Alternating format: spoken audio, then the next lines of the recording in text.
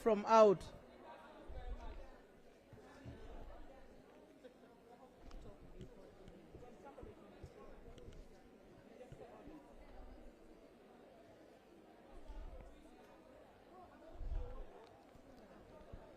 Madam Speaker. Thank you, Honorable Jackie. Please. I am raising to receive the communication from the Speaker if seconded, and we proceed, Madam Speaker. If seconded. Seconded the order paper. To receive the communication from the Speaker. Can I guide the House briefly? Honorable members, first there was an aspect of an adoption of the agenda. This is an order paper. The order paper is always circulated. Once it is circulated, once the order paper has been made by the Speaker, it is automatic, it is approved. And the rules mandate only the Speaker to make the order paper in consultation with the relevant ministries. That's number one. So it is an adopted order paper. Two, the issue of communication, in the circumstance that you have nothing to raise on what the Speaker has communicated, that means we can go to the next item. You do not need to adopt it or reject it. Let's now move to the next item.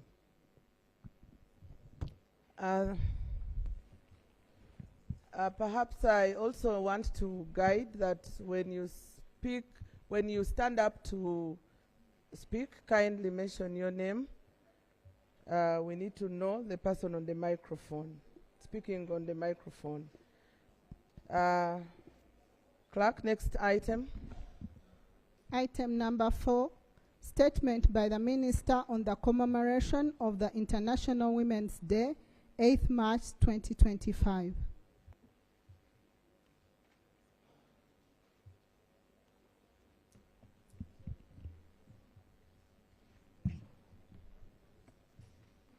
The Right Honourable Speaker of this session, I wish to begin by congratulating you upon your victory to the position of the Speaker for the session today on the 3rd of March 2025. I also want to congratulate the Deputy Speaker who has made it through the elections, and thank you young people for the courage to support both the Speaker and the Deputy Speaker. I also want to thank the Right Honourable Speaker, Honourable Among, for giving us, the women of Uganda, an opportunity to speak in this Parliament. It was on the 3rd of March 1995 when the debate was held to discuss the inclusion of women in leadership at parliamentary position and through the structures. And the debate was so heated, if anybody can look at the Hansard. By the time we got 30% of representation of women, it was a heated debate and it took 2 days. It is now 3rd of March, exactly 30 years from 1995 to date. And we are here with an opportunity to enter Parliament as women of Uganda to speak by ourselves, discuss issues of concern which will be addressed to the President to the International Women's Day. This is a very big milestone achievement. Right Honourable Speaker, the background for the International Women's Day commemoration. In 1975, the United Nations declared the International Women's Year to be recognized in March 8th as the International Day for Women, on which all member states recognize and honor women. The International Women's Day has its origin in the struggle by women for social change and their rights to participate on equal terms with men in politics and socio-economic development processes. It is a global day for celebrating the achievements made on the delivery of gender equality and women empowerment. The day also serves as a call for action to accelerate progress towards gender equality and women empowerment. Uganda declared the International Women's Day a national day in 1984, and since then, we have celebrated this day on an annual basis. The last national celebrations were held on the 8th of March 2024 at Katakwi Town Council Boma Grounds, Katakwi District, under the theme, Accelerating Gender Equality Through Women's Economic Empowerment. The national celebrations of the International Women's Day 2025. Right, Honorable Speaker, this year, Uganda will once again join the rest of the world to celebrate the International Women's Day and renew its commitment to promoting gender equality and women's empowerment, as well as lay strategies for further action in collaboration with other stakeholders. Right, Honorable Speaker, honorable colleagues, the International Women's Day celebrations will take stock of government and other partners' efforts to promote women's empowerment, as well as highlight the progress towards women and girls' achievement in reducing poverty, pursuing their economic empowerment, and contributing to the national development. During the International Women's Day celebrations, women and men champions will be decorated with an award to recognize the efforts they have made towards achieving gender equality and women empowerment following the 12 priority areas of the Beijing Declaration and Platform for Action.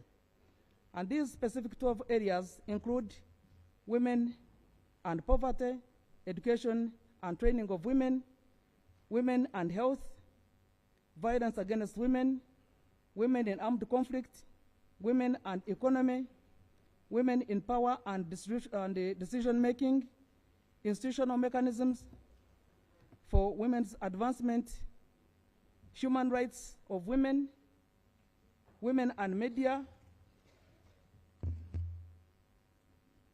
and women and the environment, including the girl child. 42 women plus 4 men have been qualified for this award of medals. Right, Honorable Speaker, for Uganda, the year 2025 is a special year for all of us, especially women and girls. The year 2025 marks 30 years of the 1995 Constitution of the Republic of Uganda that provided strong foundation for gender equality and women empowerment. We celebrate this year specifically in Parliament because before 1995, we only had 2 women in Parliament against 90 men. One elected woman, another one was appointed by the president. Right now we have 189 women in the Parliament who represent the district and also some represent the constituencies. So the 1995 Constitution was a big do for the women of Uganda. And that's why at 30 years, we stand here to celebrate it. Right, Honorable Speaker, honorable colleagues, women leaders, we need to take note of the gender inequality that remains a key developmental challenge in Uganda. According to the Global Gender Index report, we managed to reduce the gap from 0.6797 in 2006 to 0.716 in 2024.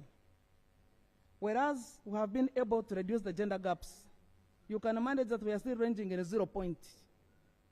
This means that the development is still in favor of men. The development processes that occur are more still in favor of men than women. The ideal would be to show gender equality. So that they will provide an opportunity to reflect on the unfinished business agenda and strategies for accelerating progress on gender equality and women empowerment as government of Uganda embarks on the implementation of the 4th National Development Plan 2025-2030. The theme for the National Women's Day celebrations 2025. Right Honorable Speaker, honorable members of parliament, honorable women leaders, every year Uganda celebrates the day with a theme which becomes the guiding message through the year. The national celebration will adopt the international theme for the International Women's Day 2025.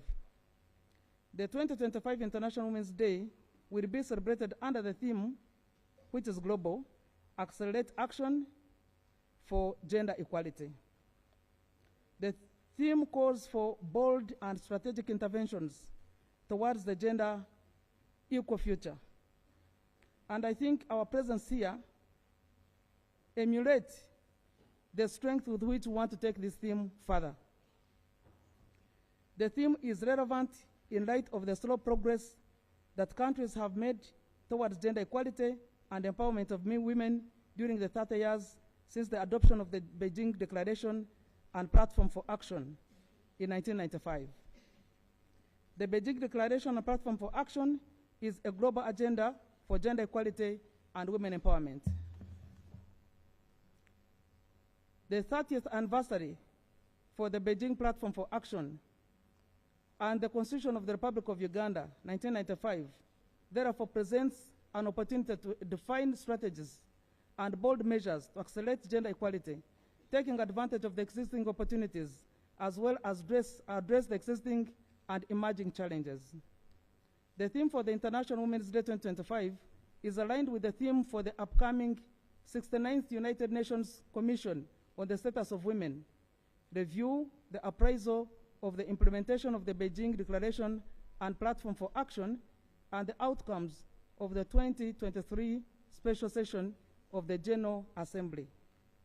Right Honorable Speaker, honorable members of Parliament, and women leaders, the Ministry of Gender, Labour and Social Development appreciates the efforts of the Right Honorable Speaker and honorable members of Parliament for organizing the second Women's Parliament under the theme, Consolidating Women's Socio-Economic Transformation in Uganda.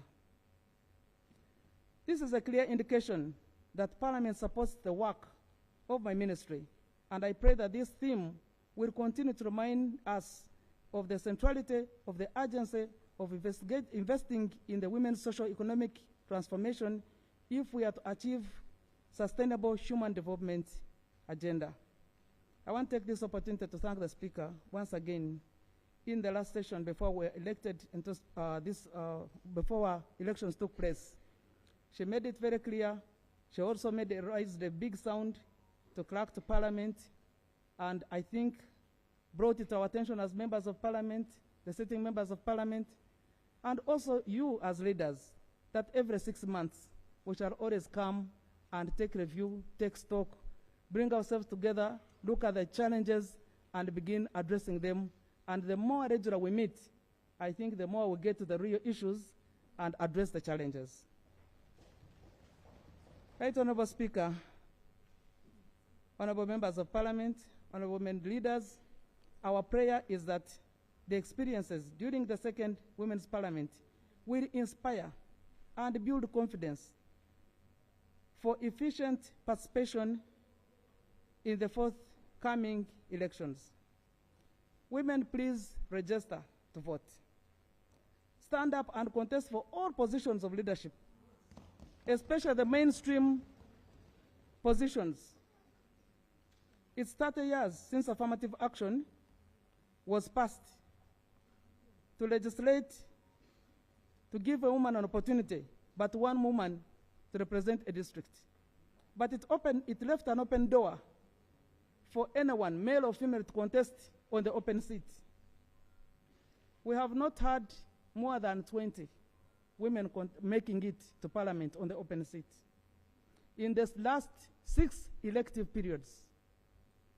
This therefore shows that we need to amplify ourselves and contest, register, contest even on the open seat. The open seat remains an open seat if women are open to it. If women do not open up to contest for the open seat, it remains a closed seat for only men.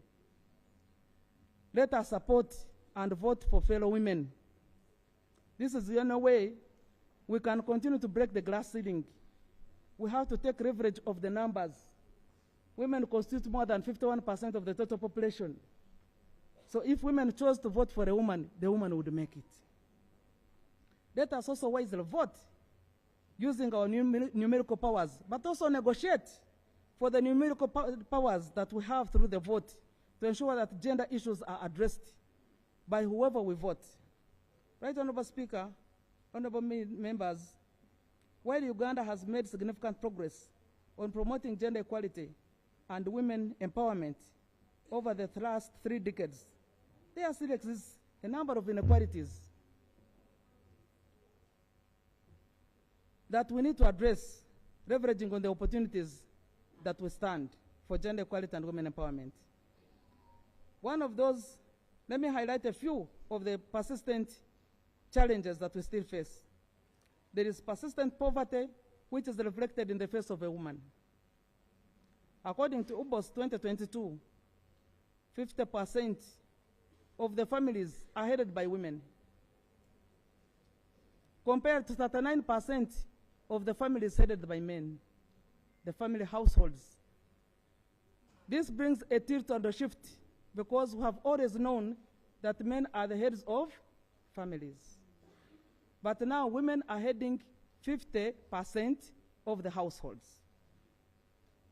There is persistent discrimination and negative social norms and practices against women and girls, which lead to high levels of sexual gender-based violence, including teenage pregnancies, child marriage, widow inheritance, female genital mutilation, child sacrifices.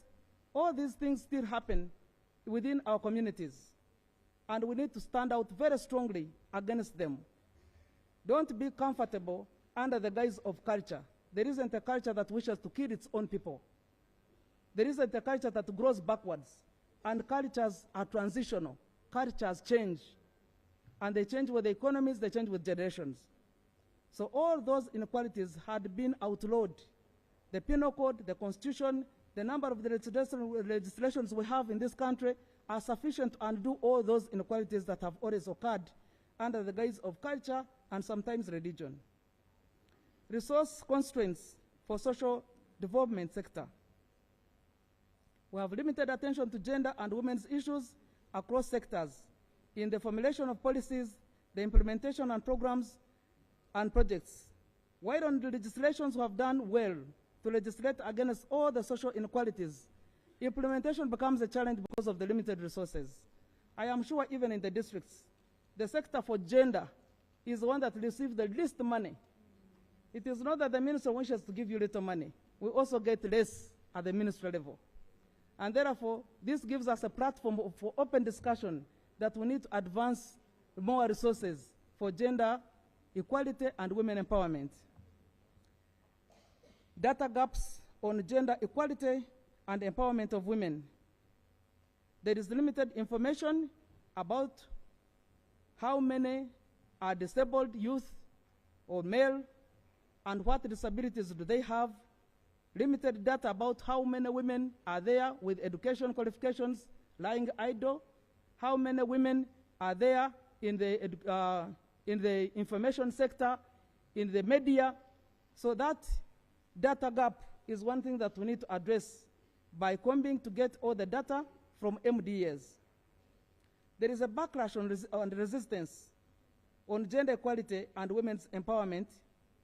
It persists among both men and women, with some fearing to lose their social status or power.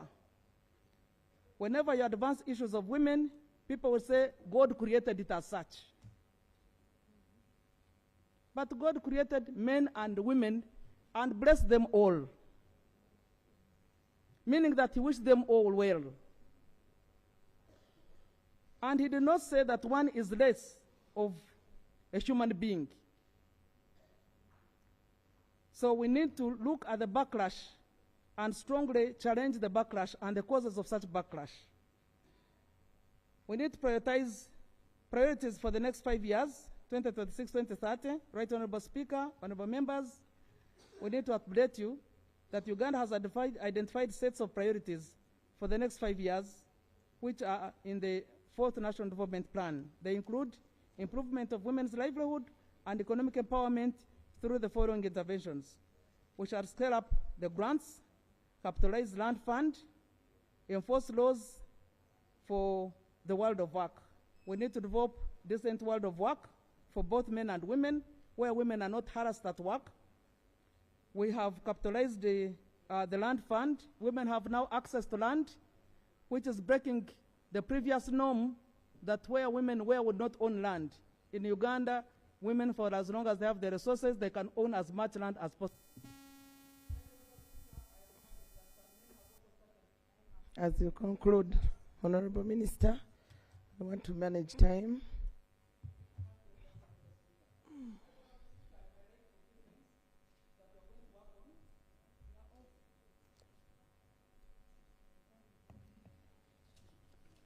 Right, Honorable Speaker, if you allow me more 3 minutes, I will conclude by stating that we have to improve access to social services, focusing on health, education, training, and skilling of women, providing water and energy, cheap energy, so that women no longer have to fetch firewood, but can use the energy to cook and save on time to do other works that are developmental.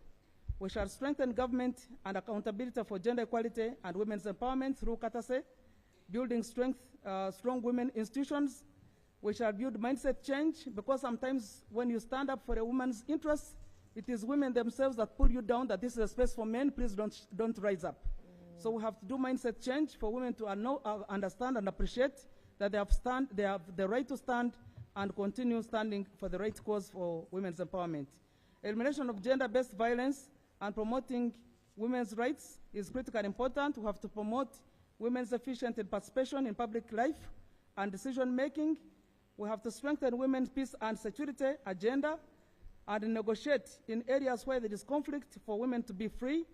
We have to reduce on gender digital divide, where government prioritizes the extension of a brand ICT infrastructure in the country, so that the rural women can be able to watch TV, get access to internet services.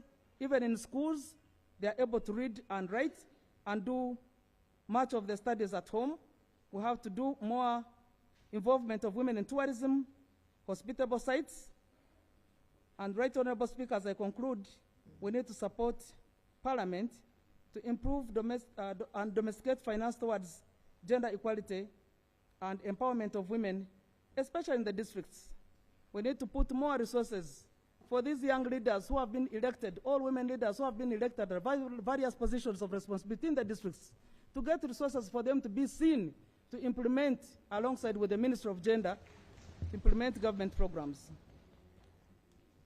Right, Honorable Speaker, our chief guest for the International Women's Day celebrations will be His Excellency.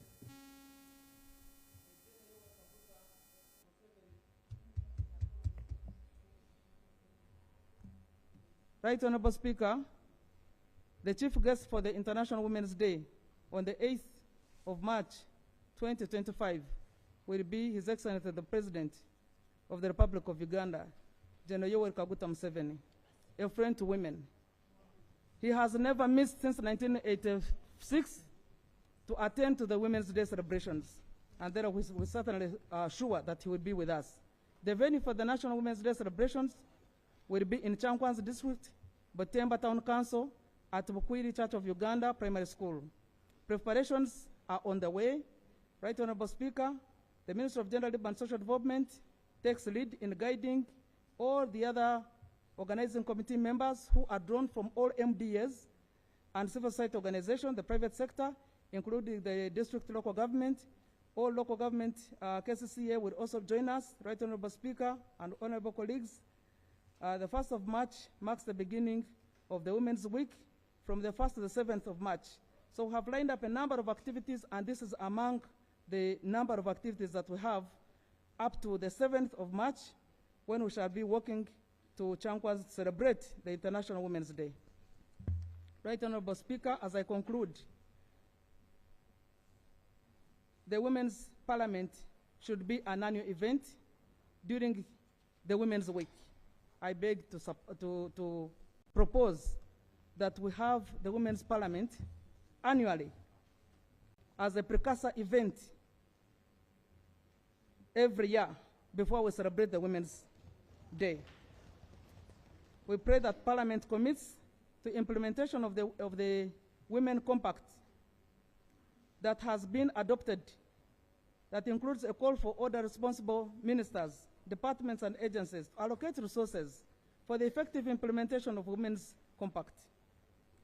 I beg also to pray that we need to support the Ministry of Gender, Labour and Social Development to implement its mandate, including approval of adequate finances to support the structures of the women councils from the national level up to the grassroots.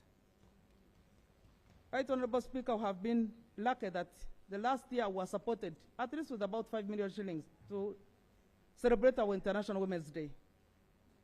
This year we don't see it. We beg that it comes back, even in the bigger volumes. Because the burden for celebrating the district's Women's Day celebrations have always been on the women members of Parliament and the women executive leadership of the councils. It is a big responsibility. But they have diligently done it without resources. From 1986, on their own, they put in their personal money. It's a big eye-opener, it's a big platform, but we need to amplify it if we must make it a platform that really brings value and meaning consistently.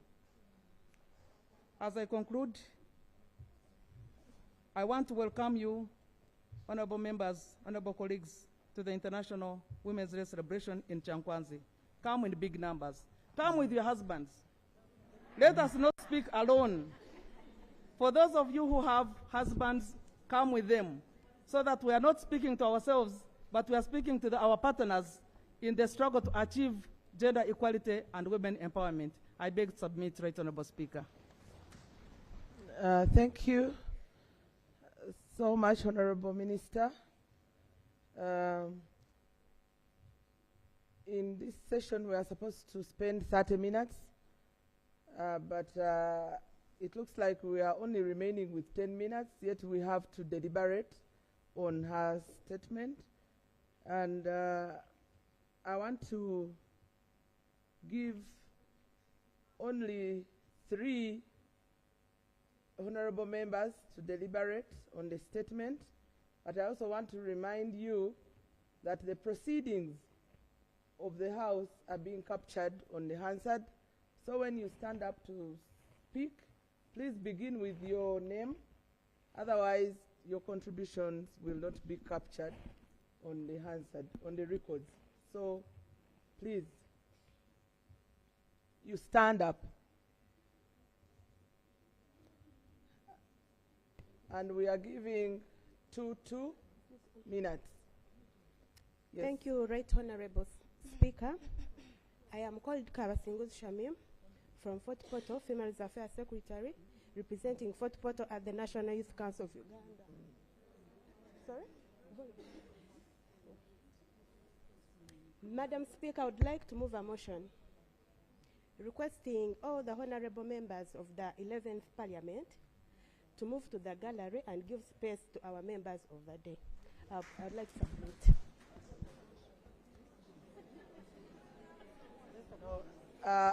All the members in the House were invited, and I think the members of Parliament were invited, and we are all members of Parliament in this case.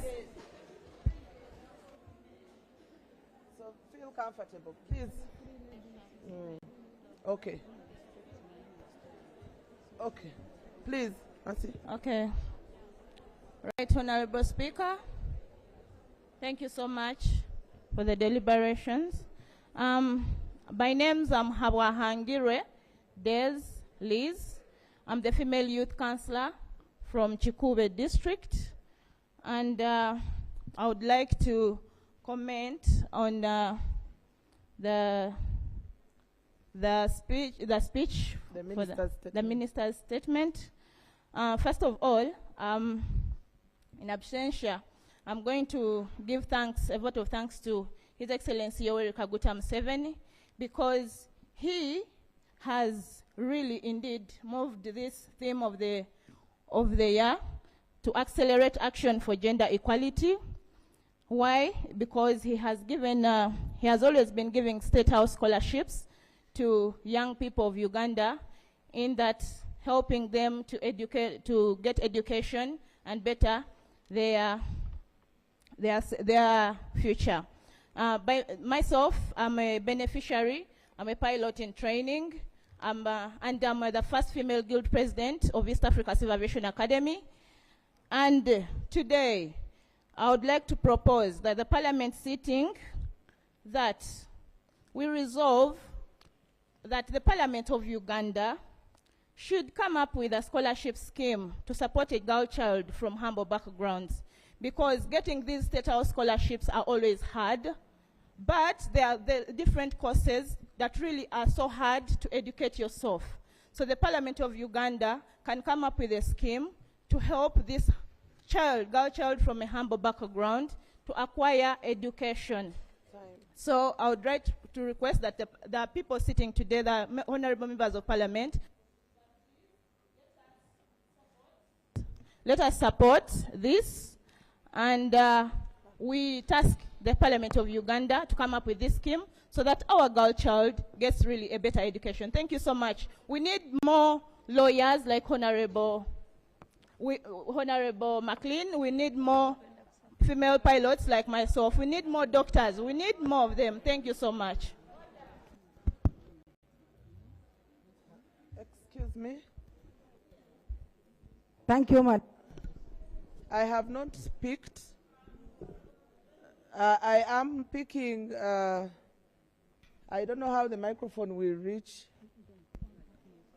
You have a microphone, the one in the red, in green. Yes. 3. We need like 4 or 3. Okay. 2, 3, 4. Okay. Okay. Can we start with the one for special interest? Right Honorable Speaker, my name is Betty Kwagala. I'm a woman with disability. I work.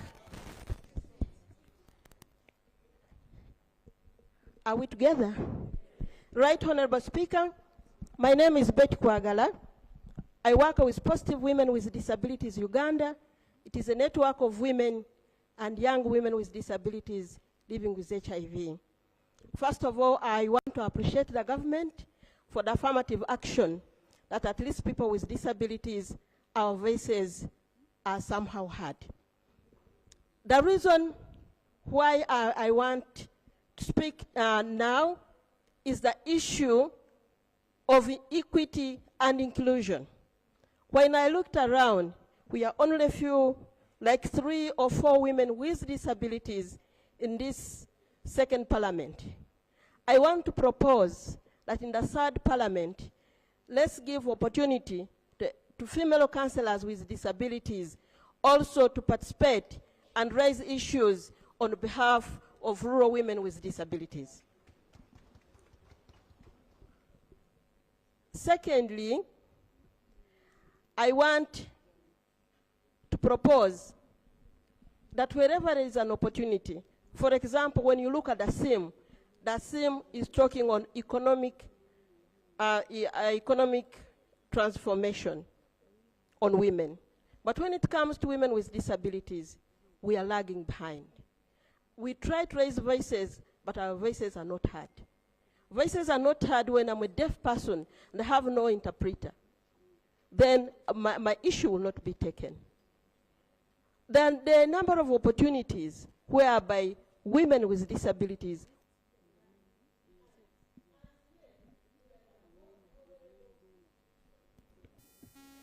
I think your time is out. When you hear the microphone off, you just know your time is out. So I really want to give numbers so that you manage your time very well, knowing who is going next. Honorable member in green, number 1. Number 2, Number 3. We are only giving 5. Number 4, you're going to sit. And number 5. Okay. I think not everyone is going to deliberate on this. We shall give you an opportunity to deliberate on the motions. Even those in the gallery, you will get time to speak. Yes. Okay, Honorable Member. Thank you. Thank you very much, Madam Speaker. My name is Seron Kuma Peace. I represent women with disabilities at the authority, Kampala District. Madam Speaker, thank you very much for giving us this opportunity. My colleague, Honorable Betty Kwagala, has mentioned most of what I wanted to say, but I wanted to add, Madam Speaker, that women are not registering enough success because we have left out sections of our society. We have not embraced diversity within us, Madam Speaker. Within us, Madam Speaker, we have women with disabilities. Within us, we have mothers of children with disabilities. And these have challenges triple what able-bodied women face. So if we want to register success in all our transformative solutions to the challenges we face, we must embrace diversity, Madam Speaker. We must embrace diversity. We must include all sections. And we find, as Honorable Betty said, women with disabilities are left out in most cases. Madam Speaker, we have most women with disabilities as single parents, single mothers. We have most mothers of children with disabilities as single mothers. Most women with disabilities are below the poverty line. Most women with disabilities are uneducated. Most women, all these challenges, women with disabilities face triple. So as we push the agenda for the women, let us pay special.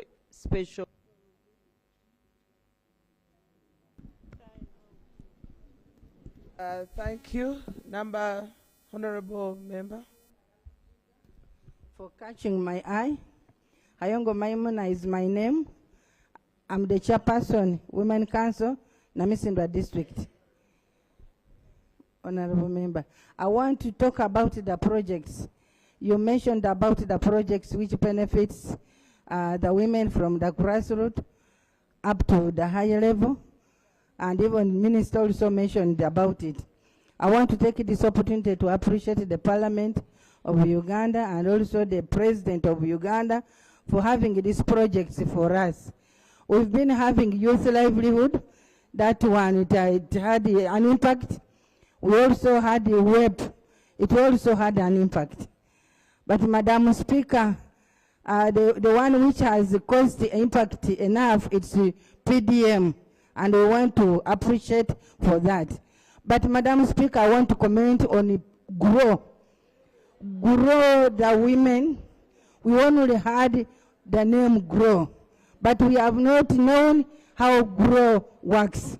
We understood that the GROW money was given to the banks.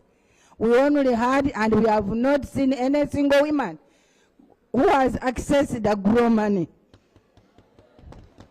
And Madam Speaker, I want to assure you that women, most of them, they don't have the land titles, they don't have the agreements, and the procedure of accessing this money, it is really very hard.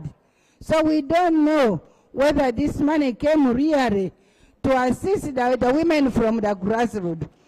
Madam Speaker, we want to understand GROW today, because we are hearing that they are going to add GROW. The first batch was taken, the second one, this is the third.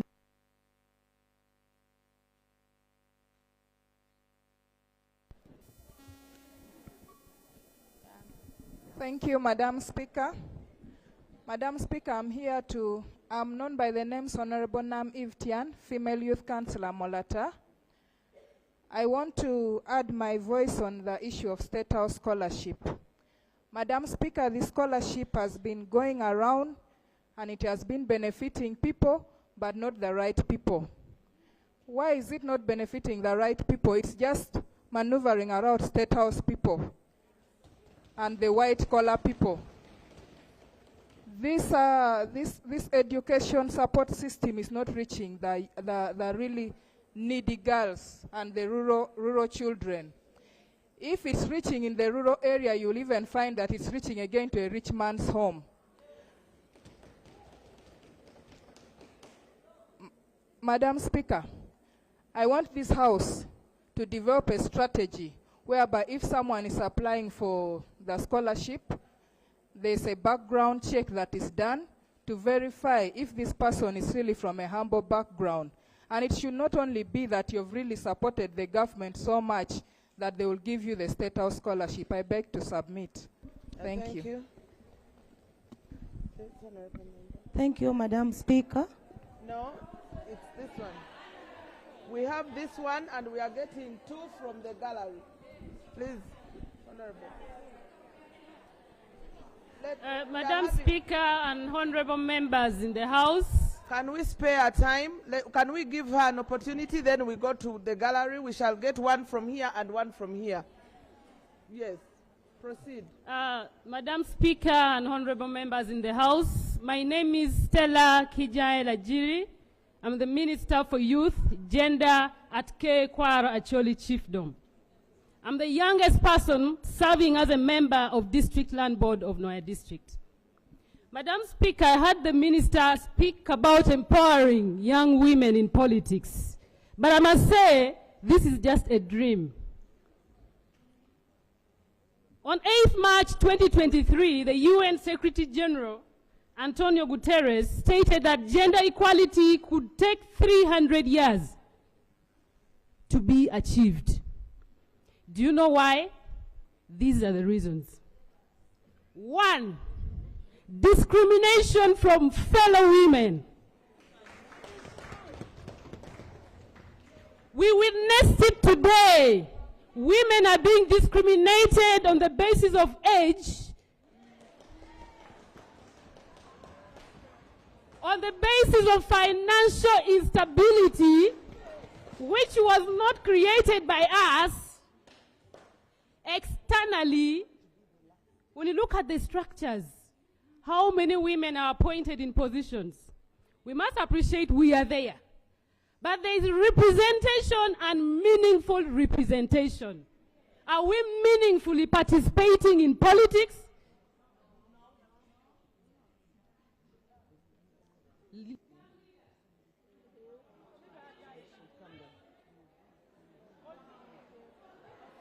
Okay.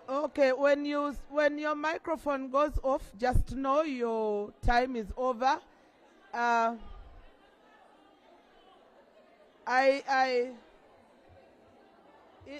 members that, honorable members,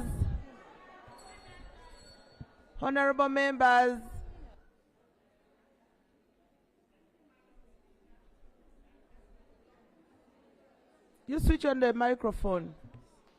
Thank you, Madam Speaker. I'm Beatrice Kasigas, Chairperson Women League, and I'm the chairperson.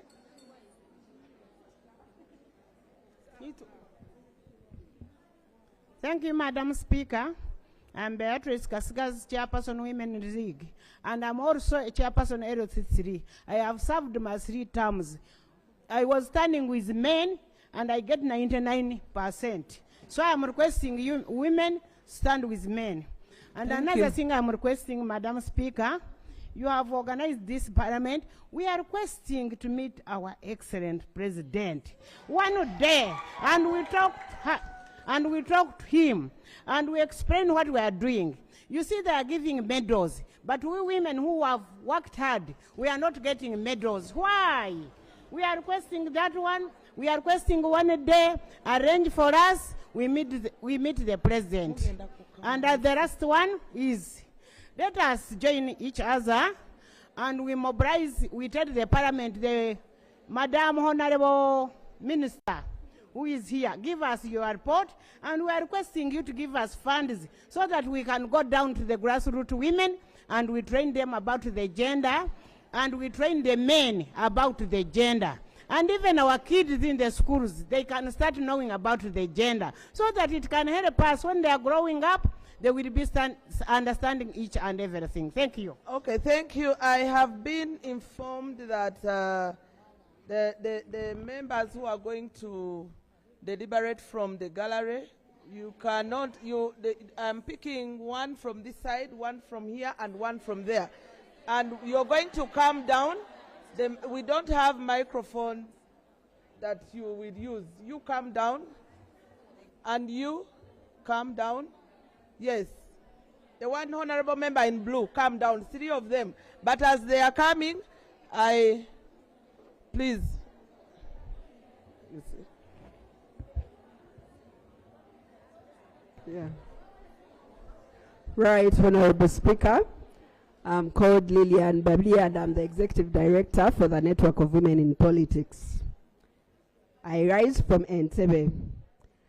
As the Right Honorable Minister mentioned to us, very many women right now are yearning to join politics. But we cannot have so many quality women joining politics when the political space and spectrum is not secure and safe. Right, Honorable Speaker, I request that as we deliberate today, let's add our voices together to ensure that we create safe spaces for women in politics to be able to participate in electoral processes free and fairly and in a safe manner. Let us fight hard to ensure that the military does not bar our women from fully participating.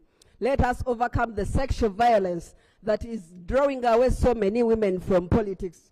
Right, Honorable Speaker, as we resolve today to accelerate change, let this be top on our agenda. This is the only way we are going to see very many women that are formidable candidates that will be able to join the political atmosphere. I beg to submit. To come from up, I don't know where they are coming. Okay. Okay.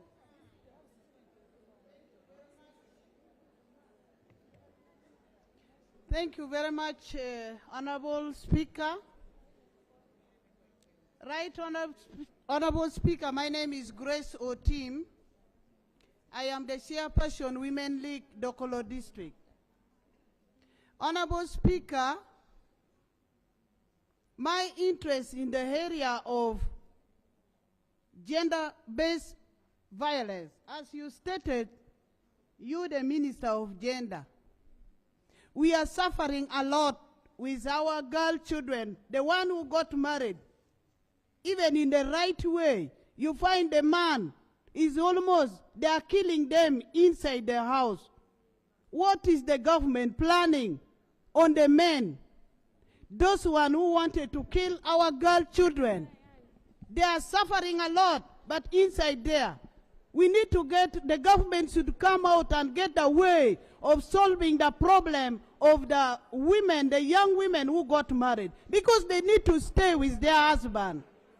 But the problem is their husband, sometimes they are very stubborn. They don't face. Okay, thank you. I want to guide the House. Honorable members.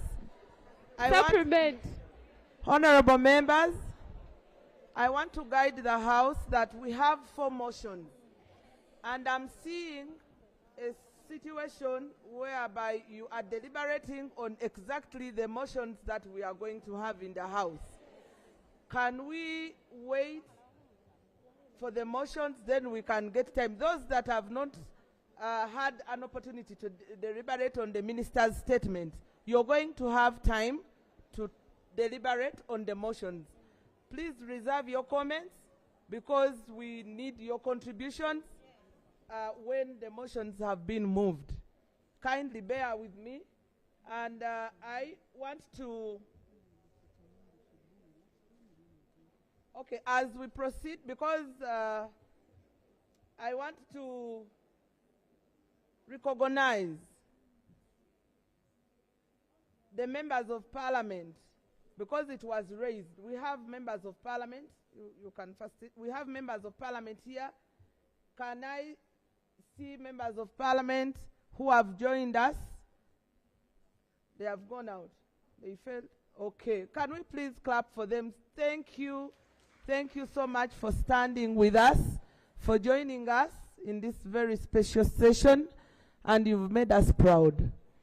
We have members of Parliament of the East African Parliament that are here with us, members from the Yala Parliament. Please, you know we are in the East African integration. Thank you, Honorable Jackie. It's at this point that I want also, in a very special way, to recognize, and I'll give time to the Deputy Speaker of today, but she's Honorable Nat Kwasa Makerin, and she's there. But she will also be given time to speak. Allow me to invite Honorable Chakamondo, Rukia.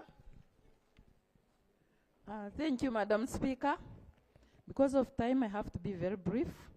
I want to congratulate both of you for these positions that you are holding today. And I want to thank everybody for participating. I am called Chekamondo Rukia Kulai, Chairperson, Women's League, Kapchora District.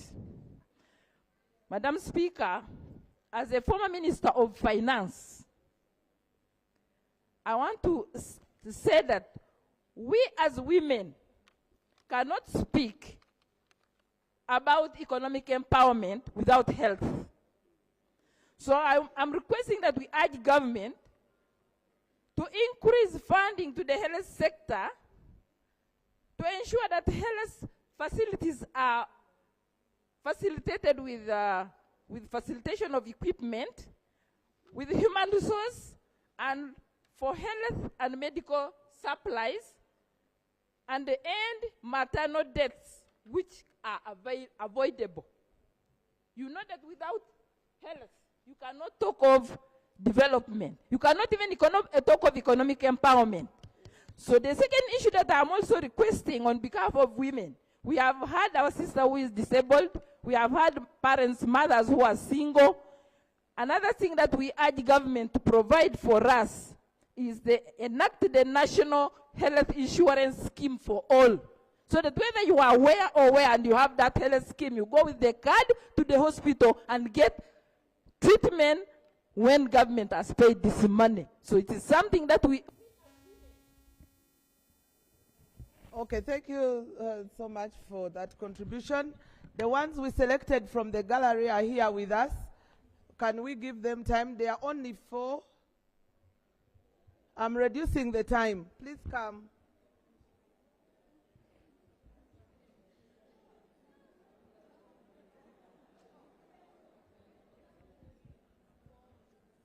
Please.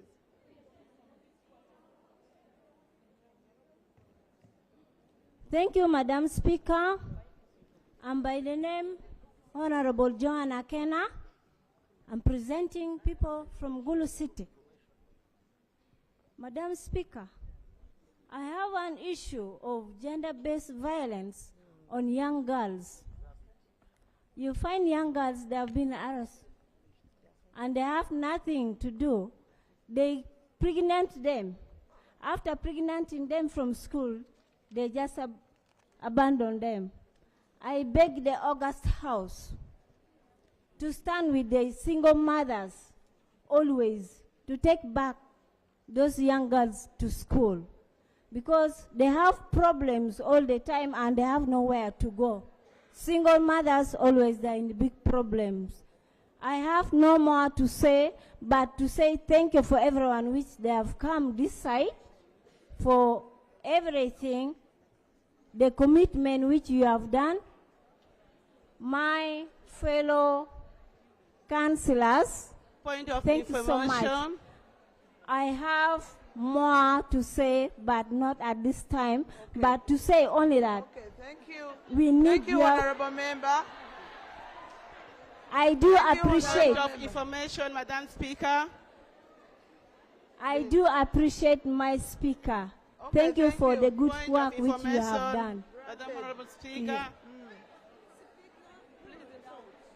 Right Honorable Speaker, I want to inform the August House that we have motions to present.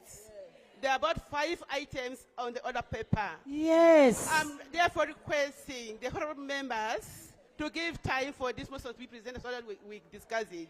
That is the way to go. You. Yes, thank you, because I have already guided whatever we are discussing is already incorporated in the 4 motions that we have. Can we give ourselves time to okay, then we give the minister to respond. You switch on the microphone. Thank you so much. First of all, I want to take this honor to thank the organizers, all those who have been involved in organizing this women's meeting conference. I can say women's parliament. I want to say thank you so much for your commitment. Secondly, I want to add my voice to the people who have been speaking in this parliament. Okay. I am a call Betty Lochap, chairperson Women's League in a Park District. I'm also a farmer. Thank you. You know, just forgive me. You know, I was struggling to come this way. That's why I've rushed like that. Yeah. Madam Speaker, so I want to add my voice to the speakers. Speaker, point of information. I want to add my voice to the speakers of this house who have been talking on the accelerating the women's empowerment and economic empowerment. On the issues of the PDM, there is some impact which is felt. Point of order. I just want to bring my reactions on what we have been talking. And the other one is, allow me say what I want to say, my people.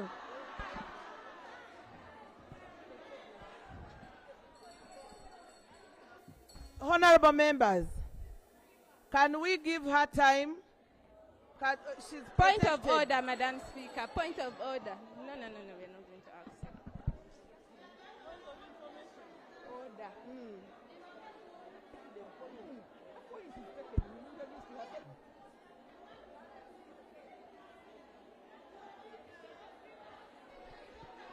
What? Honorable members. Procedure. Yeah. I was saying PDM is felt. Grow started very well, but implementation is zero. There's nothing being felt. We launched it in our district. We participated. We gained the morale of doing work, but getting this money is zero. There are so many things that are needed in the banks. So we cannot access this money. We are appealing to the people, to the gender office. If there's a possibility of empowering women who are already on business, can you please change the modalities of getting this money such that women who are able can compete and get this money and compete with men in business? Since we are talking of economic empowerment, okay. That is that. The other one that I wanted to bring was that I wanted us to... Okay, thank you.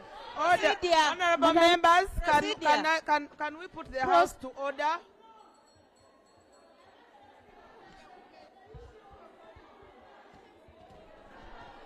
Madam Speaker. Madam Speaker, point of order. Honorable members, can we Procedure, Madam Chair.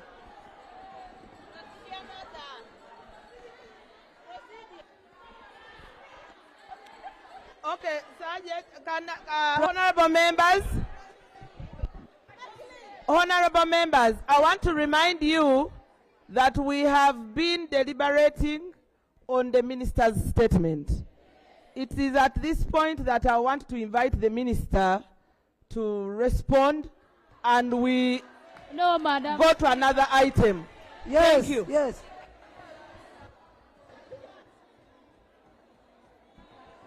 Thank you, Right Honorable Speaker. Right Honorable Speaker, I need your protection. Thank you, Right Honorable Speaker. Right Honorable Speaker, honorable members in this House, I want to thank you for the deliberations you have made, and want to thank you for the support you have given to the Minister of Gender, Labour and Social Development, and a number of clarifications. Right Honorable Speaker, on the order paper, the number of motions are speaking to a number of other issues that people were raising. Those ones, I will skip them, because I'm sure they will come into the substantive motions, and also they will be deliberated upon. I will only highlight two issues that I know are quite important for us to know. One was on the President's scholarship. The President used to offer scholarship about 15, 20 years ago to the ex-combatants' children, the children of the ex-combatants, specifically those he would attach and give support because their parents died in the struggle, and they wanted their families also to enjoy the freedom. After gaining freedom, after liberation, he looked after their families. But government, through parliament, we also have a scholarship which is operationalized under the Ministry of Education, a high education students scholarship. Each district gets a quota. And I'm sure many of the children of the disadvantaged people in the districts have been able to benefit from those quotas. Two, I want to address issues of diversity. Within that scholarship, which government offered, I am sure many people know about this. If they do not, so 150 people with disabilities, both male and female, benefit from the scholarship, which is also benefiting at different levels at the district. We also know that persons with disabilities have representation on the women councils. So government of Uganda is really trying to absorb diversity as much as possible. They enjoy grants. Persons with disabilities have grants, money which is given to them, and they do not have to pay back. Women Fund, we pay back. PDM, we pay back. But persons with disabilities, because of the care government has put in for the persons with disabilities, it's a grant.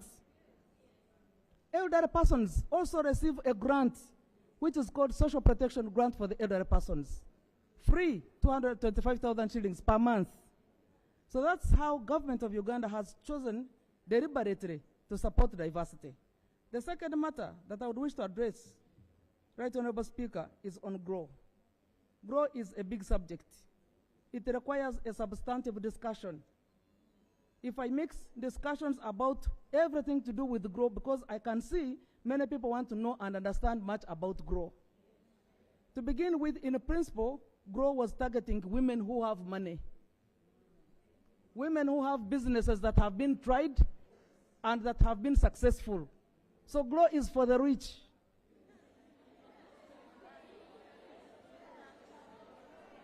PDM, UWEP, YLOP is for the poor, the starters. GROW is for women who have already broken the ceiling. Right Honorable Speaker, I beg to be listened to very proper on GROW. We are in a global economy where we must compete with other countries.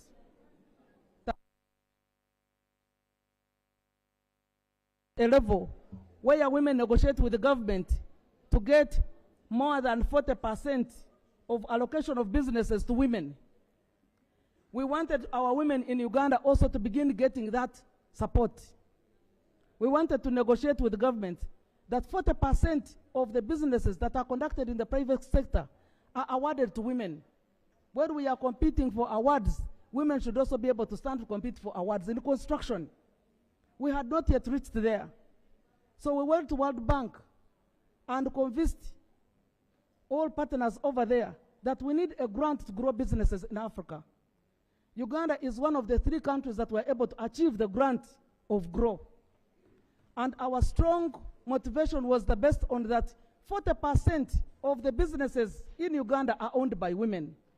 Unfortunately, they are small scale. So we need to grow those businesses. That's how GROW came. Now, when we put money in the bank, many banks have already certain programs for women.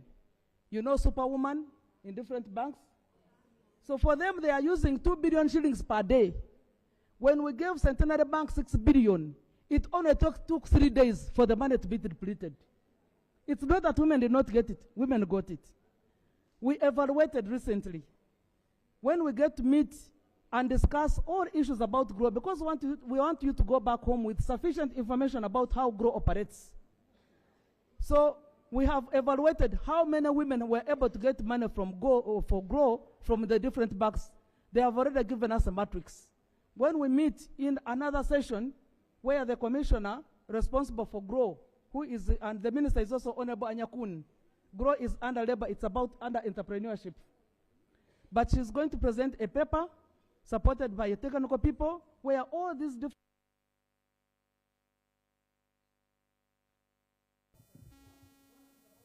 organizations not know much about it, and women leaders need to know about it. And that's the gap we want to close by holding a meeting where we shall have presentation about GROW so that all the nitty-gritties about GROW are addressed. Right, Honorable Speaker, I want to, lastly, allay the fears of my sister. My sister mentioned that gender equality will be achieved after 300 years. We shall not allow that. We are here to diffuse that. Our being here is for a purpose.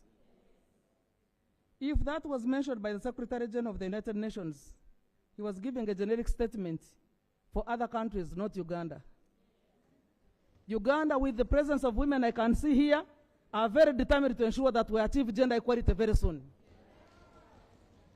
The fact that we even have an open space to Parliament shows that the Parliament is going to put all resources and interest to ensure that women achieve gender equality. And that's the reason we are here. Right, Honorable Speaker, since we should reserve more time for the other motions, I beg to submit. Thank you. Next item.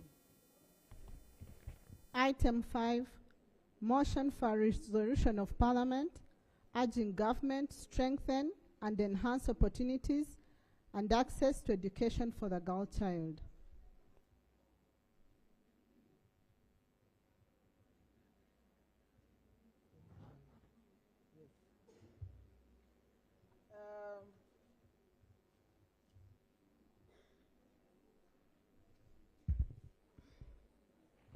The mover for this motion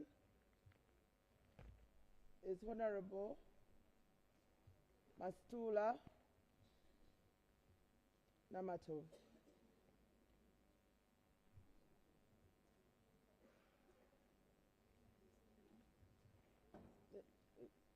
She's coming. She's coming. Yes.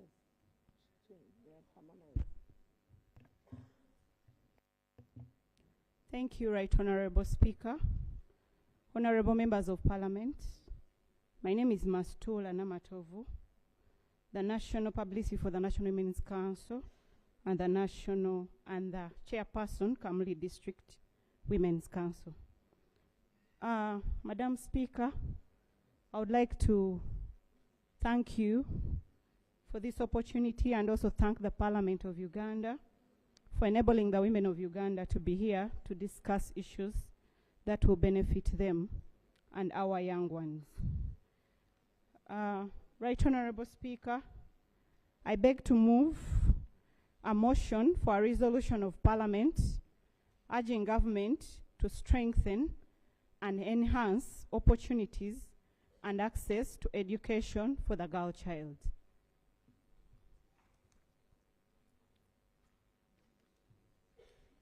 This motion is moved under Rule 56 of the Rules of Procedure of the Parliament of Uganda. Whereas Article 30 of the Constitution of Uganda guarantees the right to education for all, And Article 33 mandates the state to provide facilities and opportunities necessary to enhance women's welfare and advancement. And whereas Article 31,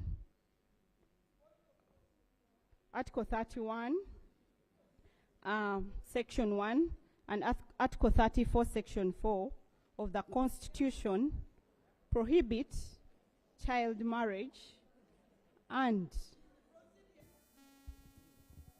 I think it is not at this point. Can we give her time to move the motion? Not at this point. Please give her. You're protected. Thank you, Right Honorable Speaker. And whereas Article 31, Section 1 and 34, Section 4 of the Constitution prohibits child marriage and guarantee the right of children to be protected from social or economic exploitation, respectively. Aware that Uganda's commitments under international and regional frameworks, such as the Convention on the Elimination of All Forms of Discrimination Against Women, the Sustainable Development Goals, particularly Goal 4 on quality education and Goal 5 on gender equality, the Maputo Protocol and the African Union's Agenda 2063, which emphasizes the need for inclusive education and gender-balanced leadership. Further aware that while Uganda has made progress in expanding access to education, women's literacy rates are at 76%, remain lower than the men's, which is 84%, with rural women and girls disproportionately affected by educational disparities, limiting their future leadership and economic opportunities.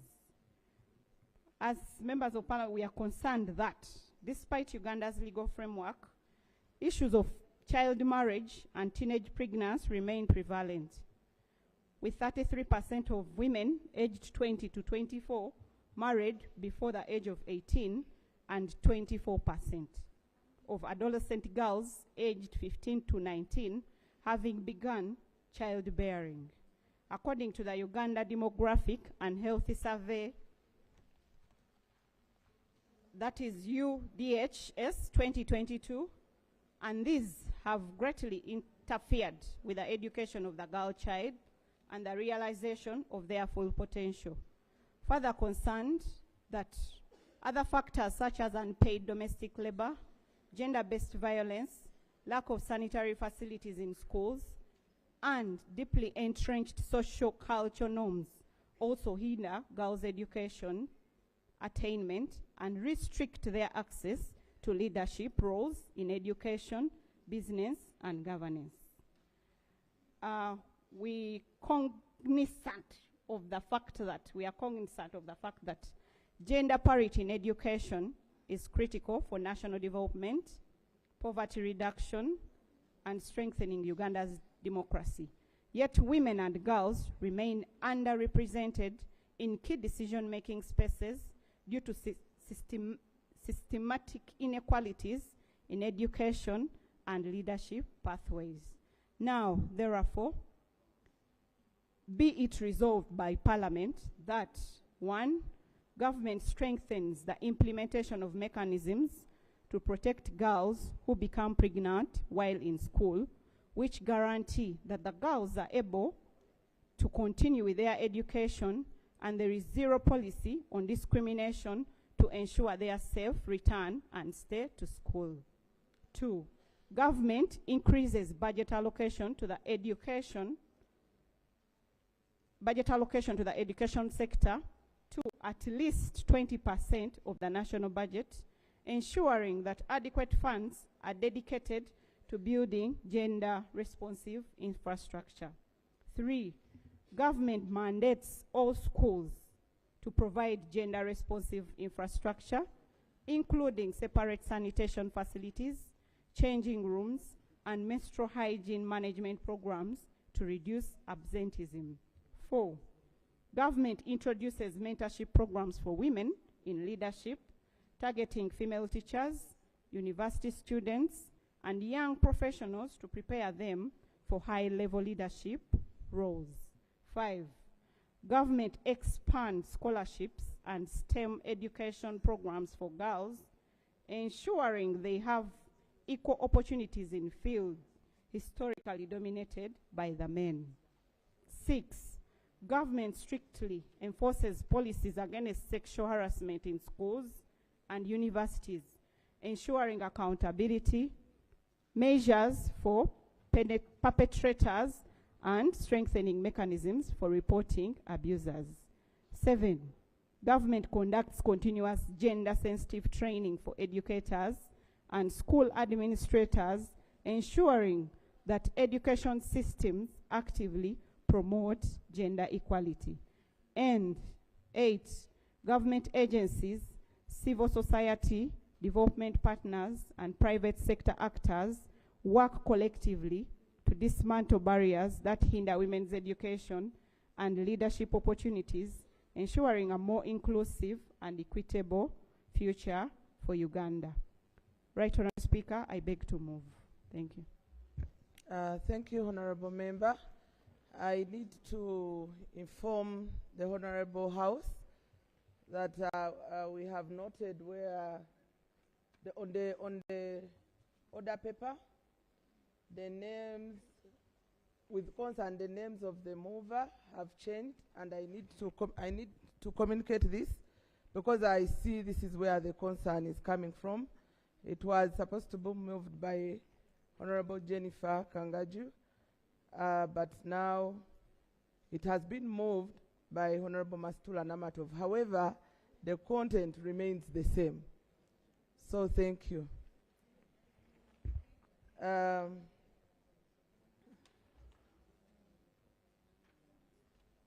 I want to ask if the motion is seconded.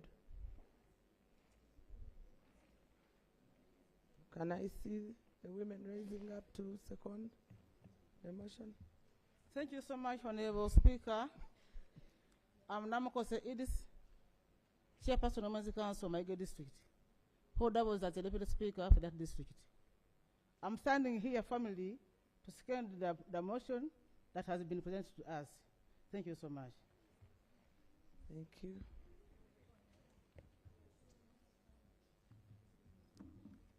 Thank you, Madam Speaker. My name is Kemgabo Stella. I'm the District Councillor representing Mugustown Council and Mugusab County, Kabarole District, and I'm the Deputy Speaker, Kabarole District. I'm seconding this motion with amendments. Yes, I'm the seconder. Yeah, Madam Speaker, I'm appealing the government to strengthen and enhance opportunities and access to education for the girl child. Whereas despite progress in increasing access to education, girls continue to face meaningful challenges to education, including poverty, cultural norms, and lack of infrastructure. Yes, with amendments. I think we need to guide that the seconder does not amend the motion. You need to justify and you speak to the motion. Please go ahead. And actually, if there is any other person who wants to second. Yes, Madam Speaker.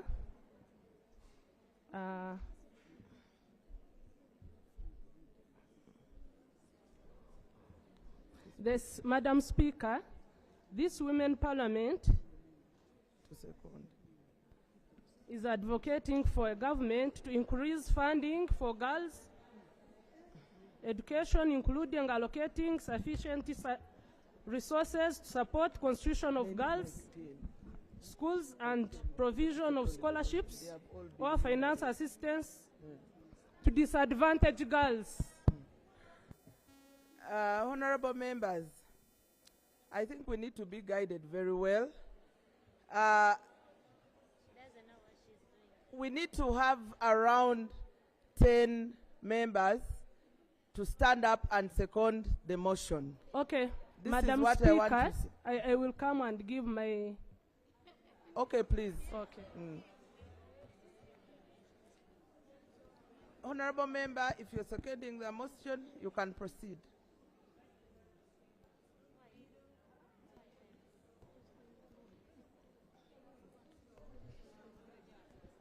Right Honorable Speaker, my name is Asma Tinabalamba, prospective member of Parliament, who will represent people of Bukoto Midwest constituency, Lwengo district in the forthcoming elections. I want to firmly stand here. Yes.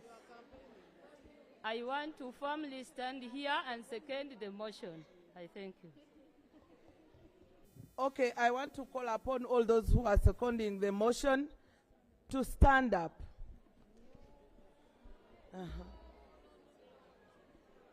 And then you can say your name. Almost the whole house is standing on the microphone.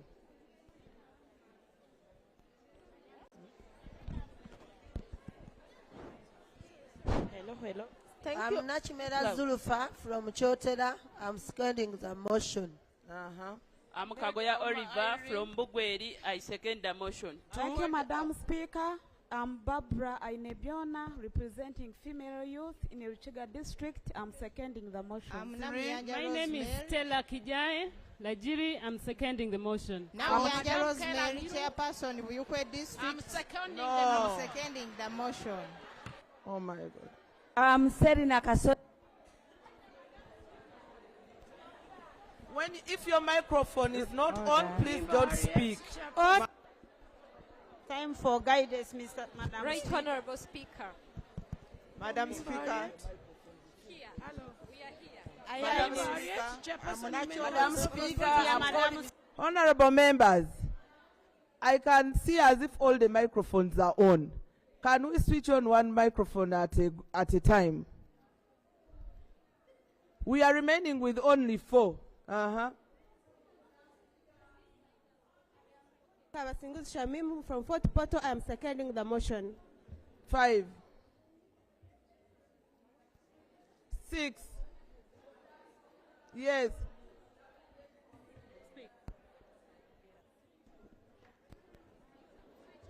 You switch on. Madam Speaker, I'm Aliza Patrud from Kamuli District. I'm seconding the motion. Who is controlling the microphone?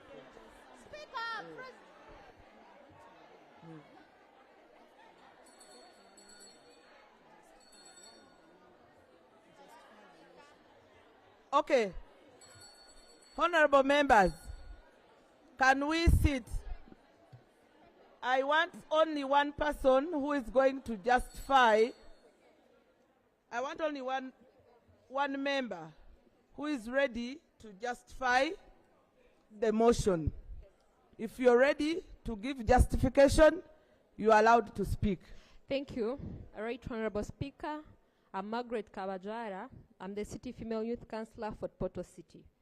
Right Honorable, I want to commend the mover of this motion for clearly highlighting the challenges that a girl child is facing in rural or disadvantaged areas. And it's not just a resolution, Right Honorable Speaker. It's beyond a resolution.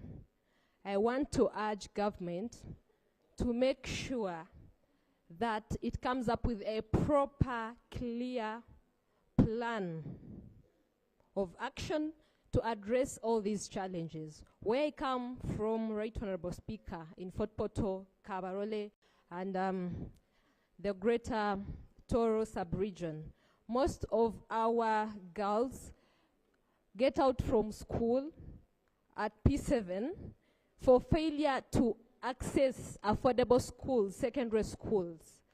Some fail even to access materials to use. For example, the menstrual periods when they are in their menstruation. So these are the challenges that are facing a girl child. And whereas we are looking at this, Right Honorable Speaker, we are empowering a girl. We are educating a girl. But we are also failing to look, as we prepare a girl child, we are failing also to look on the other side. Because at the end of it all, regardless, we are preparing this girl child to make sure that every mother here wants there maybe girls to get married.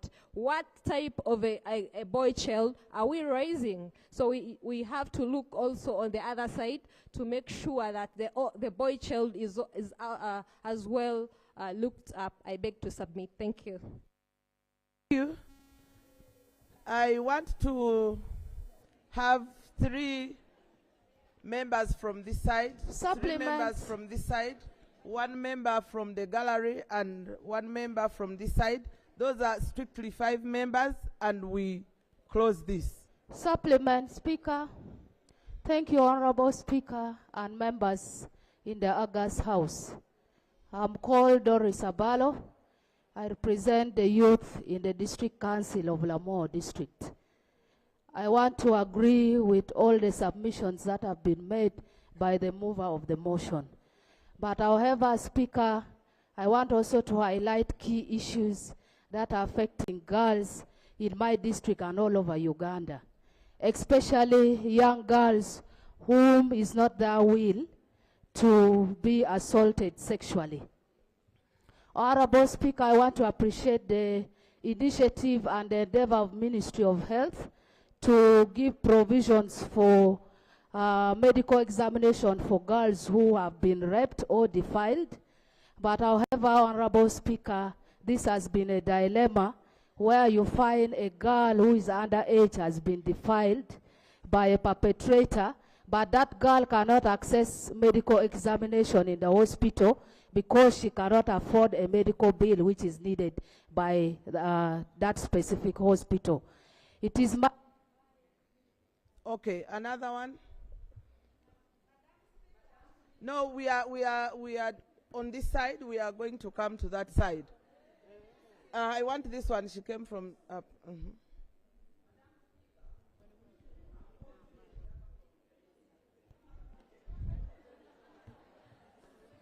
Thank you, Madam Speaker. This is information. I'm on the floor, Madam. I'm on the floor. Okay.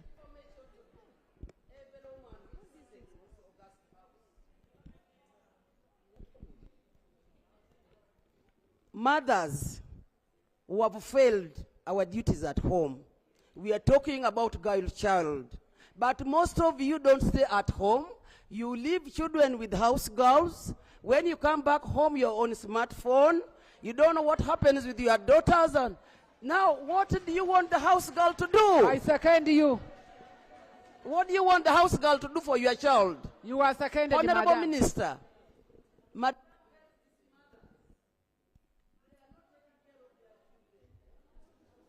Information taken with concern. Please. Thank you, Madam Speaker. I do concur. In 1 minute, please. I do agree with the person who has moved the motion, and I do support it. But the major challenge is poverty. If you look to us who comes from the east, people from Musoga, poverty is the real problem. My name is Nachiria Prose, a district female youth councillor, Jinja District. Poverty is the major problem that is leading us, the young people, from attending education. But more also, this should be done in the government schools where there are ghost pupil or ghost students, where the government is facilitating more money to those ed teachers who are using our money instead of helping our children. Thank you. Can we give an opportunity to people who have not talked? Yes. Honorable. Thank you. Thank you, Madam Speaker. It's me who is talking. Thank you, Madam Speaker. No, she's on the microphone, the honorable It's member me. behind. Yes. Switch on the microphone. My names are Natuku Judith. I'm a chairperson Women's League Kotido. also a directly elected councillor representing Panyangara sub-county. Madam Speaker, I just have a few things to mention. In 1 minute. Yes. Strategic objective number 1 for the national plan is peace and security. In Karamoja, women are the highest recipients of the bad practices like raiding, when people are killed, or women are the highest, in a way that they lose their husbands, they lose their children, they lose almost every relative that is attached to her as a woman. Now, economically, this has bogged down the development of Karamoja. I appreciate the fact that our government has given so many programs that have aided in. But in this case in Karamoja, many of the not go on so because of the security that has.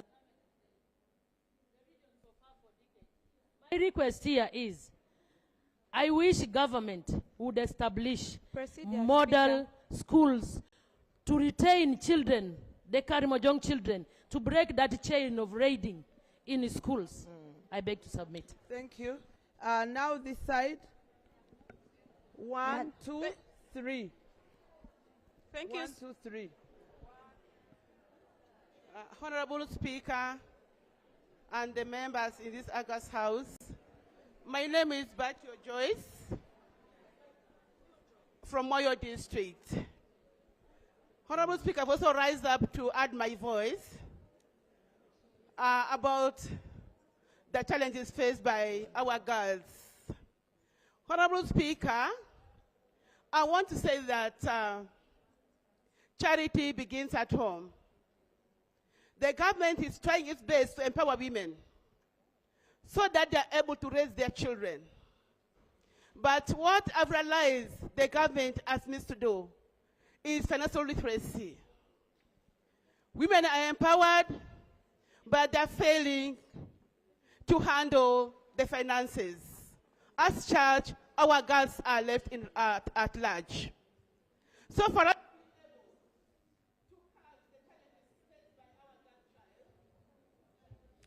thank you. The other one, the honorable, please. Thank you so much, Madam Speaker. Thank you, Honorable Speaker. Thank you so much, Honorable Speaker. Honorable Nakiru. Honorable members. Honorable member, please proceed. I'm Honorable Nakiru Kevin Hilda, and I'm representing the voiceless of youth in the district council, that is Nablatuk district.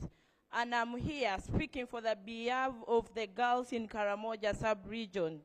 I liked the motion which was moved on education. I remember way back when some of us joined school, there was a school feeding program by World Food.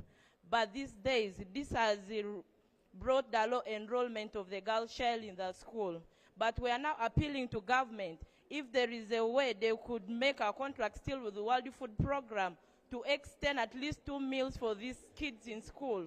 Because currently, it is only 1 meal per day, and if you go monitor these schools, trust me, you will not get these girls at school.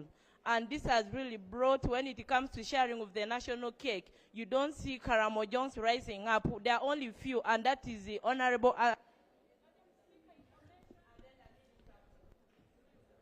Okay.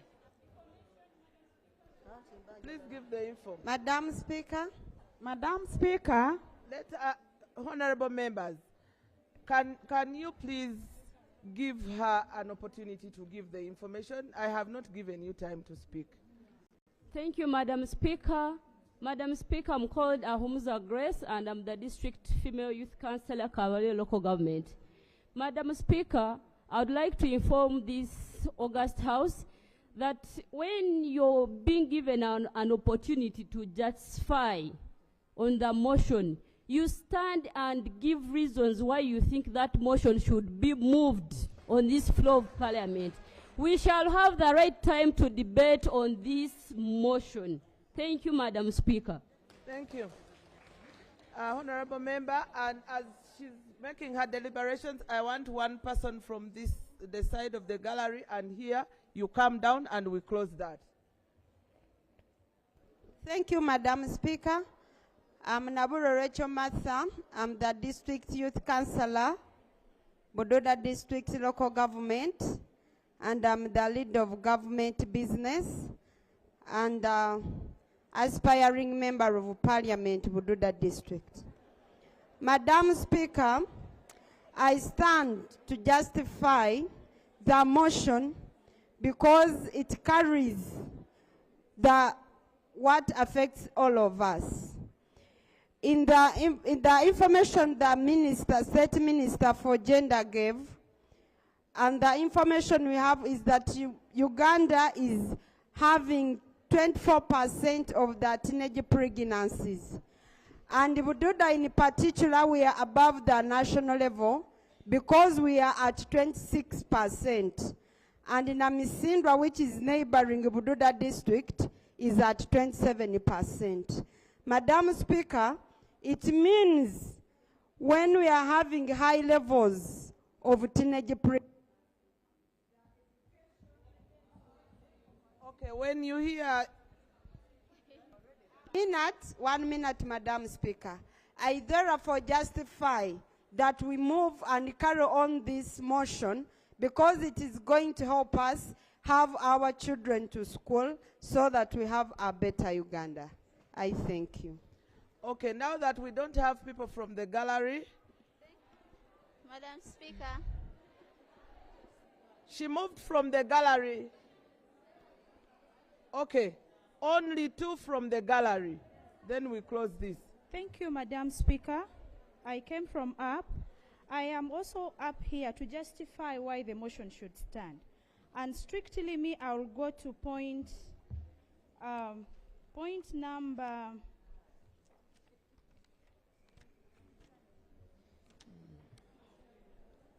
Point number 4, point number 5, number 4, that talks about government introduction of mentorship programs. Madam Speaker, I want to talk about more especially the schools that are in rural places. And we have these children who come from places where they do not have people to motivate them. So looking at this, I feel it will work perfectly because seeing somebody who is better than you, higher than you, will motivate you to work harder. Other than being in a comfort zone where you don't have somebody to inspire you, to challenge you. So I feel it will work harder, better. I am called Angela Fiona Evening from Maju. No, your time is up. Thank you so Switch on the microphone. Thank you so much, Madam Speaker, for this opportunity. This motion highlighted something on the STEM. STEM is science, technology.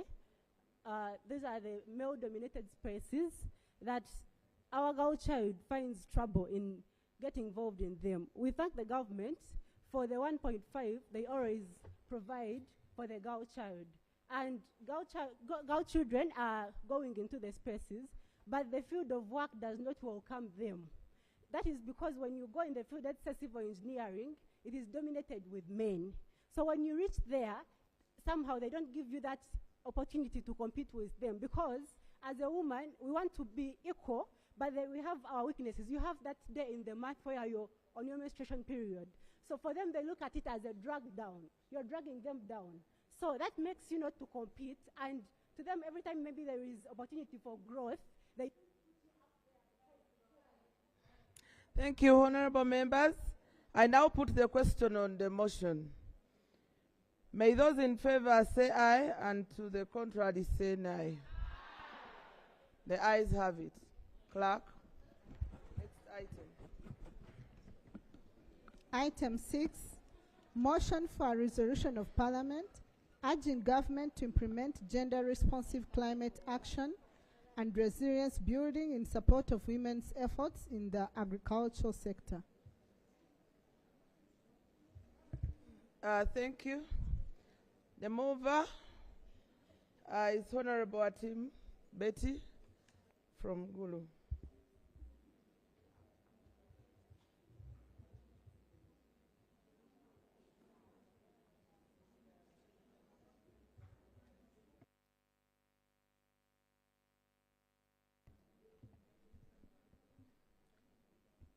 Thank you, Madam Speaker. The honorable members in the House, women leaders and honorables in the House. Madam Speaker, I rose up on the matter of moving a motion on the floor of this Parliament. Motion for a resolution of the Second National Women Parliament urging government to implement gender-responsive climate change, action and resilience, building in support of women efforts in the agriculture sector. I move this motion under the Rule 56 of the Rule of Procedure. Whereas Article 39 of the 1995 Constitution of Uganda guarantees every person the right to a clean and healthy environment. And whereas Article 33(2) of the Constitution mandates the state to provide, facilitate, and opportunities necessary to enhance the welfare of women to enable them to realize their full potential and advancement. Aware that the National Climate Change Act gives force of law to the United Nations Framework Convention on Climate Change, the Kyoto Protocol, and the Paris Agreement. Under Section 3C, the purpose of the Act is to enhance the ability to adapt to the adverse impact of climate change, building climate resilience, and develop a mechanism to enhance low greenhouse gas emission. Further aware that Uganda commitments under international and regional framework, such as the Paris Agreement, the UN Sustainable Development Goals, SDGs, particularly Goal 5 of gender equality and Goal 13 of climate action, the African Union Agenda 2063, and the UN Framework Convention on Climate Change, UNFCCC, emphasize the importance of gender-responsive climate action. Considering that women play a vital role in Uganda's rural agriculture sector and contribute a higher than average share of crop labor in the region. And according to the statistics from the World Bank, women also make up for 76% of the Uganda agriculture workforce. Concerns that climate change poses significant changes to agriculture, primarily through extreme weather patterns like drought, flood, heat wave, and altered pre-participation patterns, and rising sea level, which disrupt crop growth, reduce yield, impact livestock health, and untimely threaten flood security global. Hey, you feel it. Further concerned than that, despite their significant roles in promoting agriculture, can we have order in the House?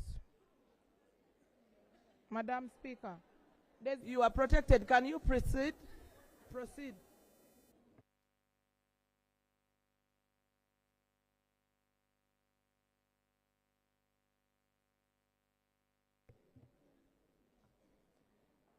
Government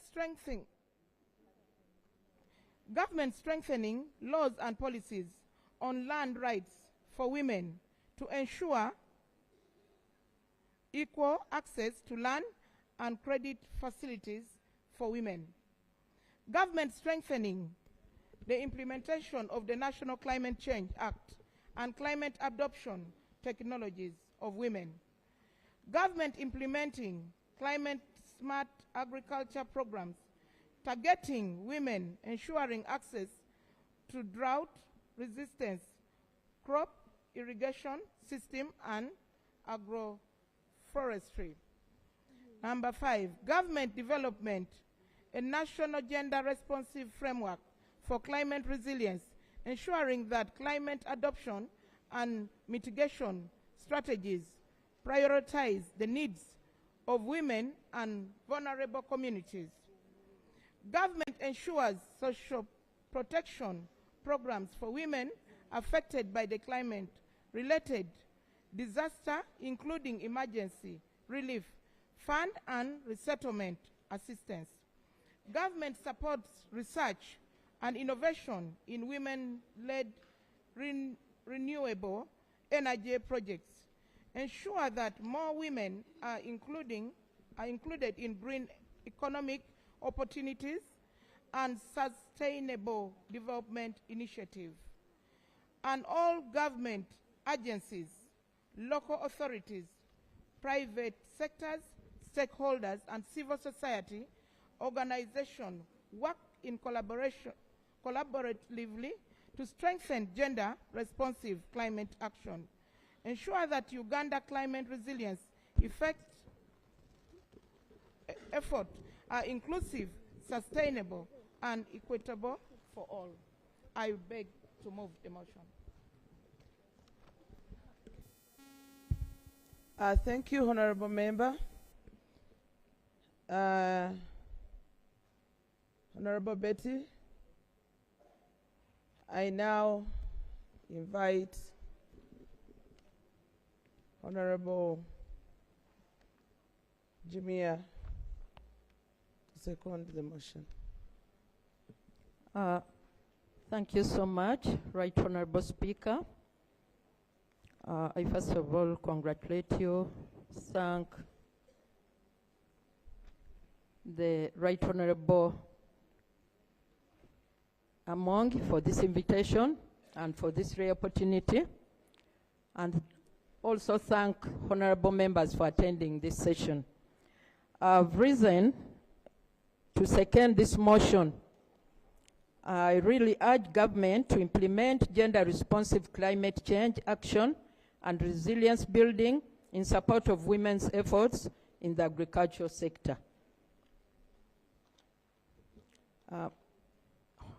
Honorable Speaker, I beg to justify, because I may not. Is it in order? Yes. Yes, I've moved. I can justify. And we yes, go. I beg to satisfy. To justify. Okay. Right Honorable Speaker and honorable members in this august House, I really second this motion and really thank the mover of this motion because of 3 reasons. First of all, Uganda being an agricultural-based economy, I really support that government intervenes in the climate change. Another reason is that, it's already mentioned, is that women make the big percentage of the workforce in the agricultural sector. So I really urge government to see that it intervenes in the climate change. Another reason, and the last one, is that because we have unpredictable weather in Uganda, we all see the dry spell. We used to have 2 seasons, 2 rainy seasons, but now the dry spell can take over and we have only 1 rainy season. So this is why I stand here to urge that government implement gender-responsive climate change action and resilience building in support of women's efforts in agriculture sector. Thank you so much. Thank you, Honorable Jumia. I Thank you. And we are running out of time. I want now to put the debate on the motion, and it is now open. I'm going to get 3 people from this side, 2 people from here, and 3 people from here. 1 person from here and 1 person from here. So, the 3 people, I'm giving you the numbers now. I would really want us to give an opportunity to people who have not talked, because it seems everybody will want to make a contribution in this August House. If you have not talked, you put your hand up. She has not talked. That is 1, 2, 3. That side is gone. Okay, let us begin with this side. Then I'll come here and go here. Thank you so much, Right Honorable Speaker. 1 minute. Thank you so much, Right Honorable Speaker. This is Vicky Namugobe, representative of the National Youth Council, of the Female Youth Council in Sironko District. So basically, I come from a region that is prone to disaster, and that is the Elgon region, and we always have the disasters that are hitting the landslides in Bududa and in places that are usually affected. So as a person representing the youth, usually the government comes in to intervene and give us this, I call them placement centers, where people can go and take refuge. But then you find that the social structure is not adequate for us, because they are displacing you from a place where you have grown and lived for years and taking you to a place where you're going to settle, but with no other priorities or no other solutions for us. And yet women, we are the caregivers. Women, we are the people that produce and do a lot. So as we move the motion, we are requesting and urging the government that it should put into consideration alternatives for women who have been agriculturalists, and they are being moved from a place that is more fertile to a place that is infertile, in order to find solution on how they can be able to survive and be empowered. Because if they are not empowered in those places, the concept of gender disparities and inequalities will still persist, because there is no hope for them and there is no space for them. Thank you so much. Thank you. Number 2. Thank you, Madam Speaker. By name, I'm Naksita Hope Phoebe, a youth councillor, Butewo District, mainly known as the Nkolela Kidas. Madam Speaker, I really appreciate this motion, as the Bukedi, basically Butewo District, we are based on agriculture for our livelihood. We are based on cassava growing to facilitate the families leading to poverty. Madam Speaker, I really appreciate this motion.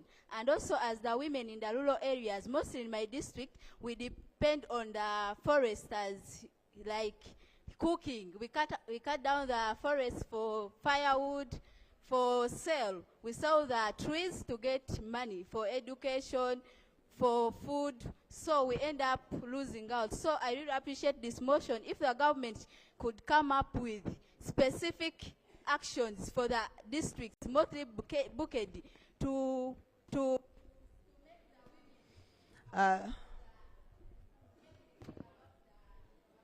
time out. Your point is noted. Black and white. Thank you. Thank you, Madam Speaker. My name is Yuna Masko Jacqueline, District Youth Member, Kabade District. I second the motion, mainly number 4, about agricultural programs. Women in the house, can we all participate and grow fruits? Because fruit trees are not easily cut. But when you grow trees, you find you're putting them in timber, firewood. But when it's fruit trees, they can keep producing the what? The fruits, and we get vitamins for our health. Okay, thank you. We are going here. Honorable members, we are going here. Madam Speaker, they took me over. That is the reality. Thank you, Mr. Speaker. I pray. I will come back to you. Can we give her an opportunity? Thank you, Mr. Speaker. Madam Speaker, my name is Sarah.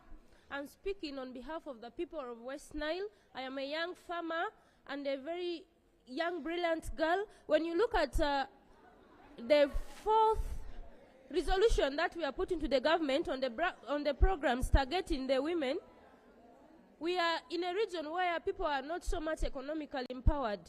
looking at these irrigation systems, we are going to urge the government to put a lot of inputs to ensure that women are empowered in order to access these irrigation systems, because with our high population of people of West Nile, the lands are not enough.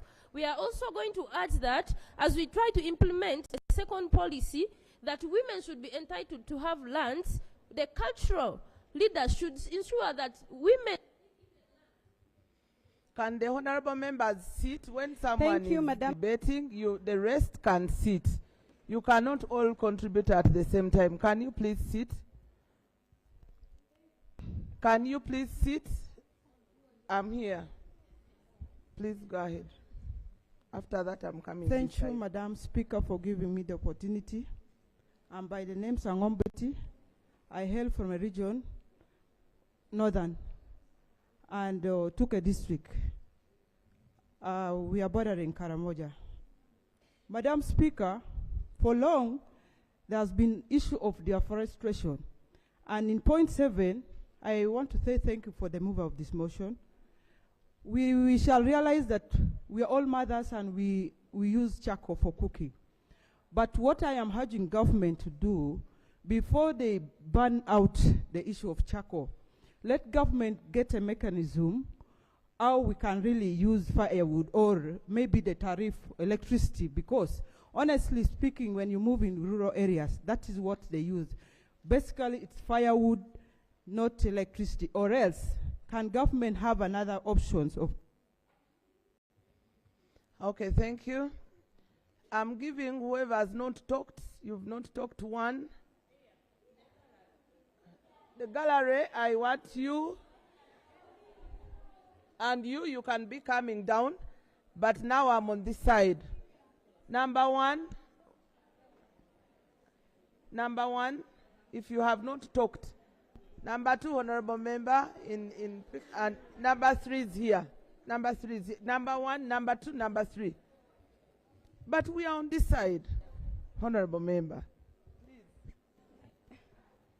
Thank you, Right Honorable Speaker. Number 1 is here. Thank you, Madam Speaker. I'm here to analyze the motion, and I want to thank the move of the motion. Specifically, I'm talking about number 4, and in particular, the irrigation system that are going to be triggered to the women. In my district, Mayuge district, sorry, I didn't introduce myself. I'm Wametere Salama, the youth representative, Mayuge district. I want to bring you to your notice that in Mayuge district, we have the irrigation systems that are coming from the government. And these systems, they are funded by they're co-funded by the government. But then the co-funding is high. So if this system is to be improved or to be, I think the co-funding should not be high. Okay, number 2 is where? Number 2 is here, and number 3 is there. Thank you, Right Honorable Speaker. My name is Sarah Nyamatoli, representing youth in the Bunyangab district. I work as the Deputy Speaker. Right Honorable Speaker, I would like to talk on number 6. Those are disasters. We all know that Bunyangabu last year was affected by disasters and we lost lives. Right Honorable Speaker, I pray let the government at least look at our people. Let those people be resettled. Those people who are still in those hilly areas, the likes of Katev and Chamkube, really those people suffered last time, and let the government not look at food only. Those people are still affected by health-wise. So we still need the lives of our mothers and the young children, the likes of girls. Thank you very much. Okay. Number 3.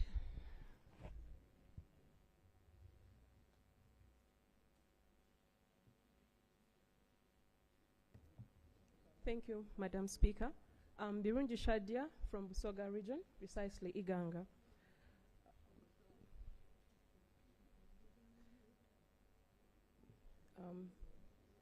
One of, sorry, don't echo in the way.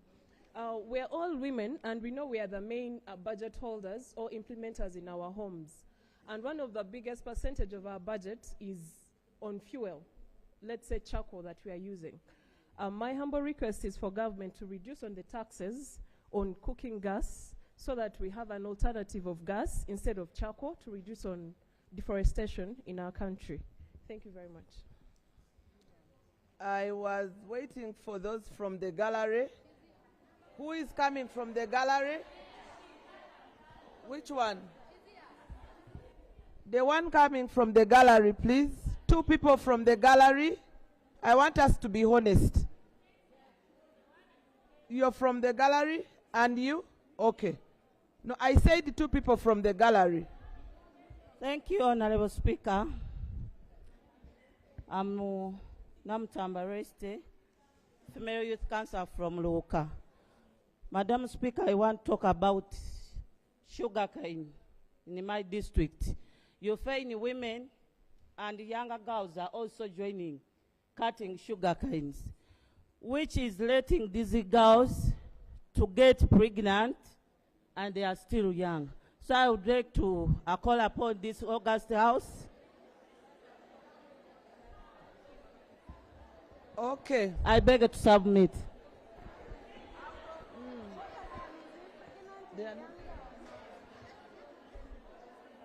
Okay, the one from the gallery.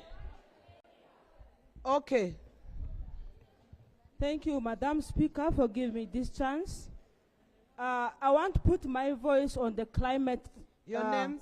Women in Climate.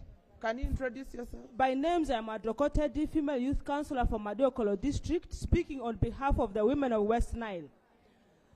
For the issue of climate, first of all, our women in West Nile, most of them use firewood, not even charcoal, and which also contributed a lot to the destruction of our environment. If only government could extend electricity to all the villages that at a cheaper price, it's going to help and improve on our environment, and then it's going to help us to the issues of climate will not be it's not going to be a challenge to our country. Go to West Nile right now, the belts of Germany.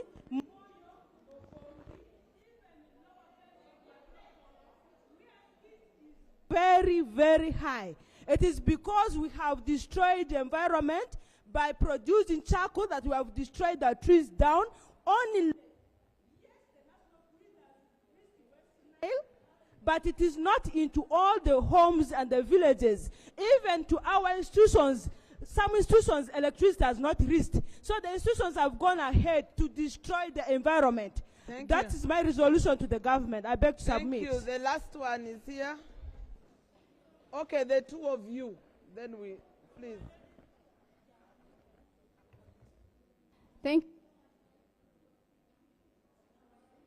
Switch on the microphone. Thank you so much, Right Honorable Speaker.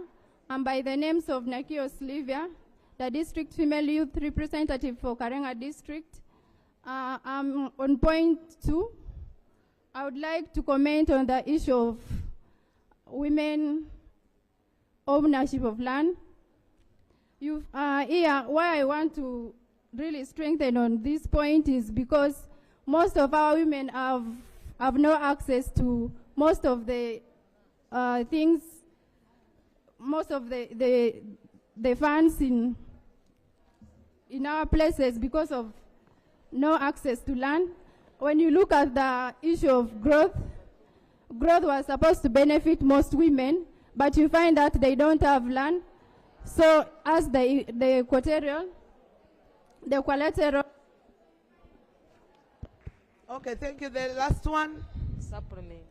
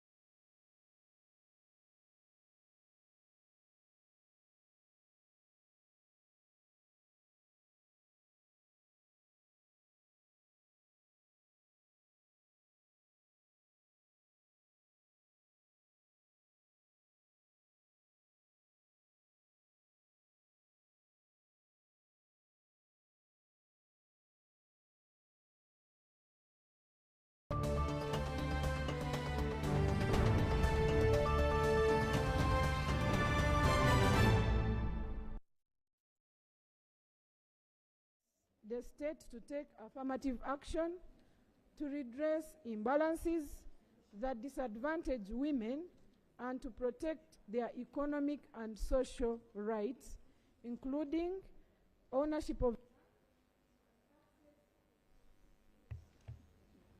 and access to financial resources. And whereas, Madam Speaker, Section 9 of the Public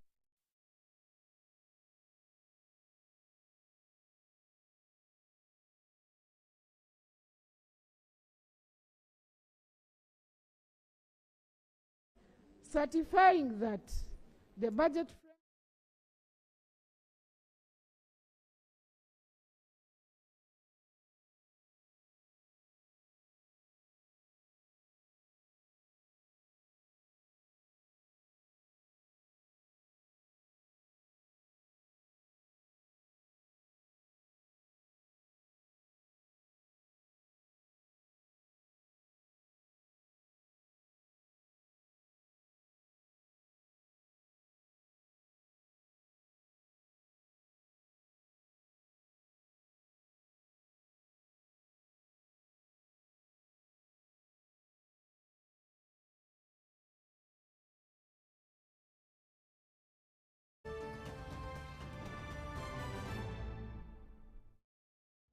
frameworks, such as the Convention on the Elimination of All Forms of Discrimination Against Women, CEDAW, the Maputo Protocol, and the African Union's Agenda 2063, and the Sustainable Development Goals, SDGs, particularly Goal 5, Gender Equality, and Goal 8, Decent Work and Economic Growth, emphasize women's economic empowerment as a catalyst for national development.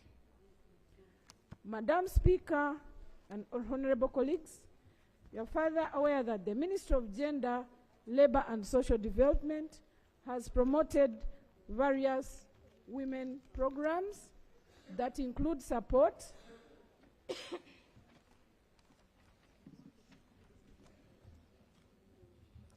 to women groups in wealth creation through the Uganda Women Entrepreneurship Programs WEP, aimed at improving access to financial services for women and equipping them with skills for enterprise growth, a proposal to integrate 30%, which aims at increasing household income and the generating growth opportunities and the productivity of women enterprise grow, which aims at increasing access to financing businesses. Right Honorable Speaker, concerned that while women empowerment and economic participation in Uganda has improved and is currently at 39% compared to 50% for men, women continue to face structural barriers such as unpaid care work, discriminatory social cultural norms, and limited access to productive resources like land, credit, and formal employment opportunities. Madam Speaker, you're further concerned that unequal access to land ownership, financial services, and economic opportunities perpetuates economic dependency and limits women's capacity to contribute meaningfully to Uganda's economic growth. And considering that, according to the Food and Agriculture Organization, if women had some access to productive resources as men, they would increase yields on their farms by 20 to 30%. Honorable members, raising the total agricultural output in developing countries by 20 to 30%. Output in developing countries by 2.5 to 4% is such an increment in food production, which could lift 150 million people out of hunger. And the World Bank also found that if discrimination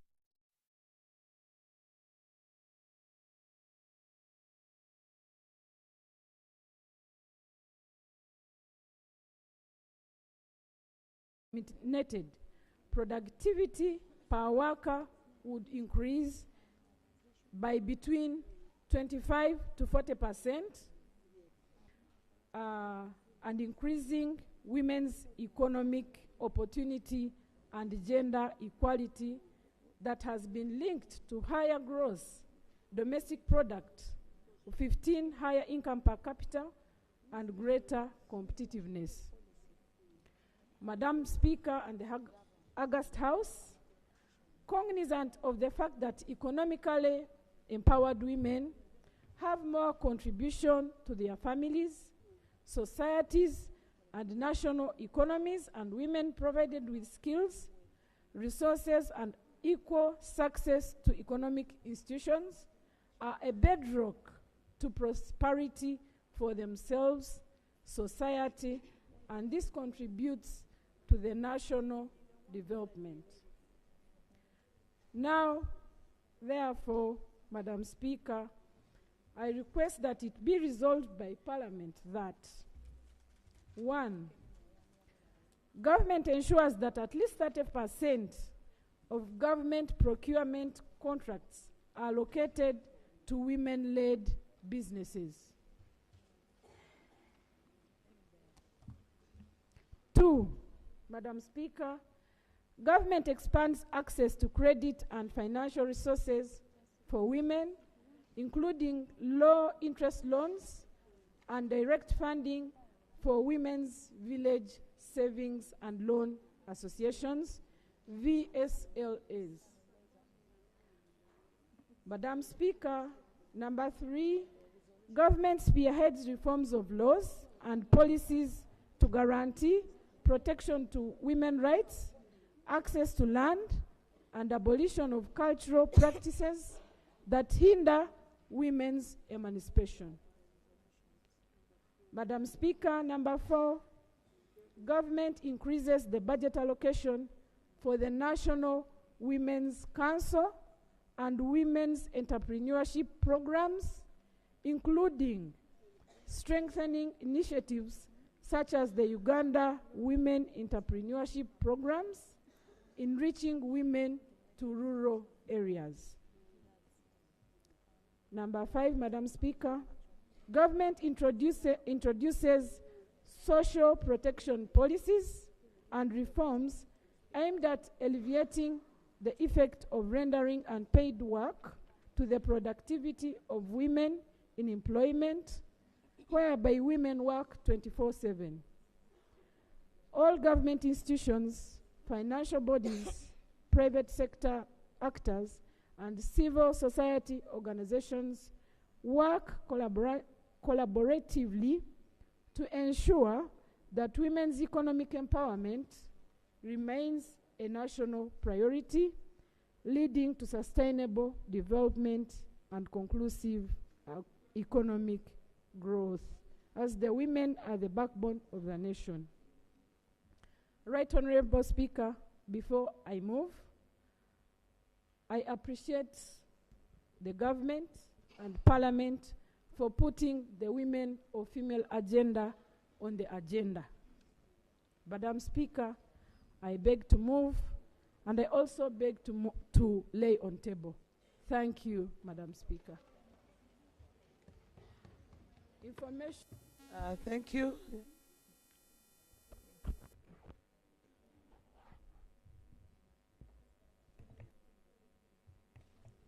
Can we wait for the information briefly?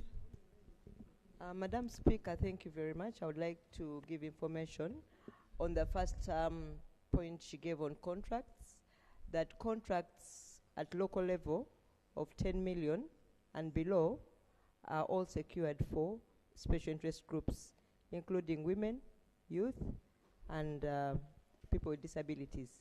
And at national level, the ones of 30 million and below are secured for special interest groups. So we already have that one. Thank you very much, Madam Speaker. Okay, thank you. You switch it on. For your information, we do appreciate that government intervention for looking into the special interest groups whereby the female or women and the young girls have a percentage. Thank you for your information. The seconder? Yes. You want to give justification? Please, go ahead. Madam Speaker, thank you for the opportunity once again. I stand here to second the motion so that the House take it and we debate on it. But I give a small justification that we are all aware that any project given by women is always successful. And when we look at the current project that we are carrying on, the UWEP, the percentage of bringing, it is a revolving fund, but currently we are at 80%. And when you look at that at the same time, government had allocated 285 billion, but only 125 billion has been given out to the women. And when you go back to our villages, at least when you talk about UWEP, you will realize that at least in a village or a parish, you will get a project and there's already a success story on all the projects on UWEP. Except of recent, it has gone down. So we request the government that this is the only project that we really have as women. Let government put more money so that, I remember the minister talked about the grow, so that the status of the project can start from UWEP. Then maybe when we grow, we look for that fund of grow. I beg to submit. Thank you. Thank you, Honorable Betty. Like I said before, can we agree to give every person an opportunity to speak? Those who have not talked, we need to hear their contributions. We want all to be seen making that contribution in this house. So we are beginning with this side. We are taking 3, 2, 1, and 1. I'll begin with her. That is 1, 2,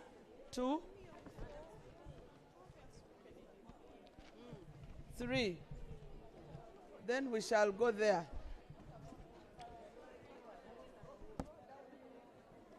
Let her go. You give her an opportunity. We'll have another motion. Yes, proceed. Thank you, Right Honorable Speaker. Microphone. Thank you, Right Honorable Speaker. I'm called Madam Kela Angiru. I hail from Amolatar. This is a district which is surrounded by water. The local community you are talking of, I hail from there. When you empower a woman, you need to look at the local woman who stays at the rural community like mine, near the lake, the fishing community. For us, we don't have access to those loans which they are talking of. When you meet that local woman and you ask her about the web, the PDM, she'll not be able to explain to you because they have not sensitized everybody. The information has not reached everybody. And when we are talking... Can you give her time? Give me time, please. When we are talking, you have talked of grow. You need to have land title. And most women don't have access to land according to our culture. You will agree with me on this. So we would like you, on this floor of Parliament of today, please empower women also to have those titles. Or we have shares. We have our names also inclusive in the title for us to get those loans. Since women are very active in production, in development, in homes. Thank you. I beg to move. Thank you. Number 2. Thank you, Madam Speaker. I'm Tibenkana Edith Nantongo, the chairperson of Women Council, Jinja City. As far as the women are concerned, especially where I come from, we are doing the culture, we are doing the horticulture.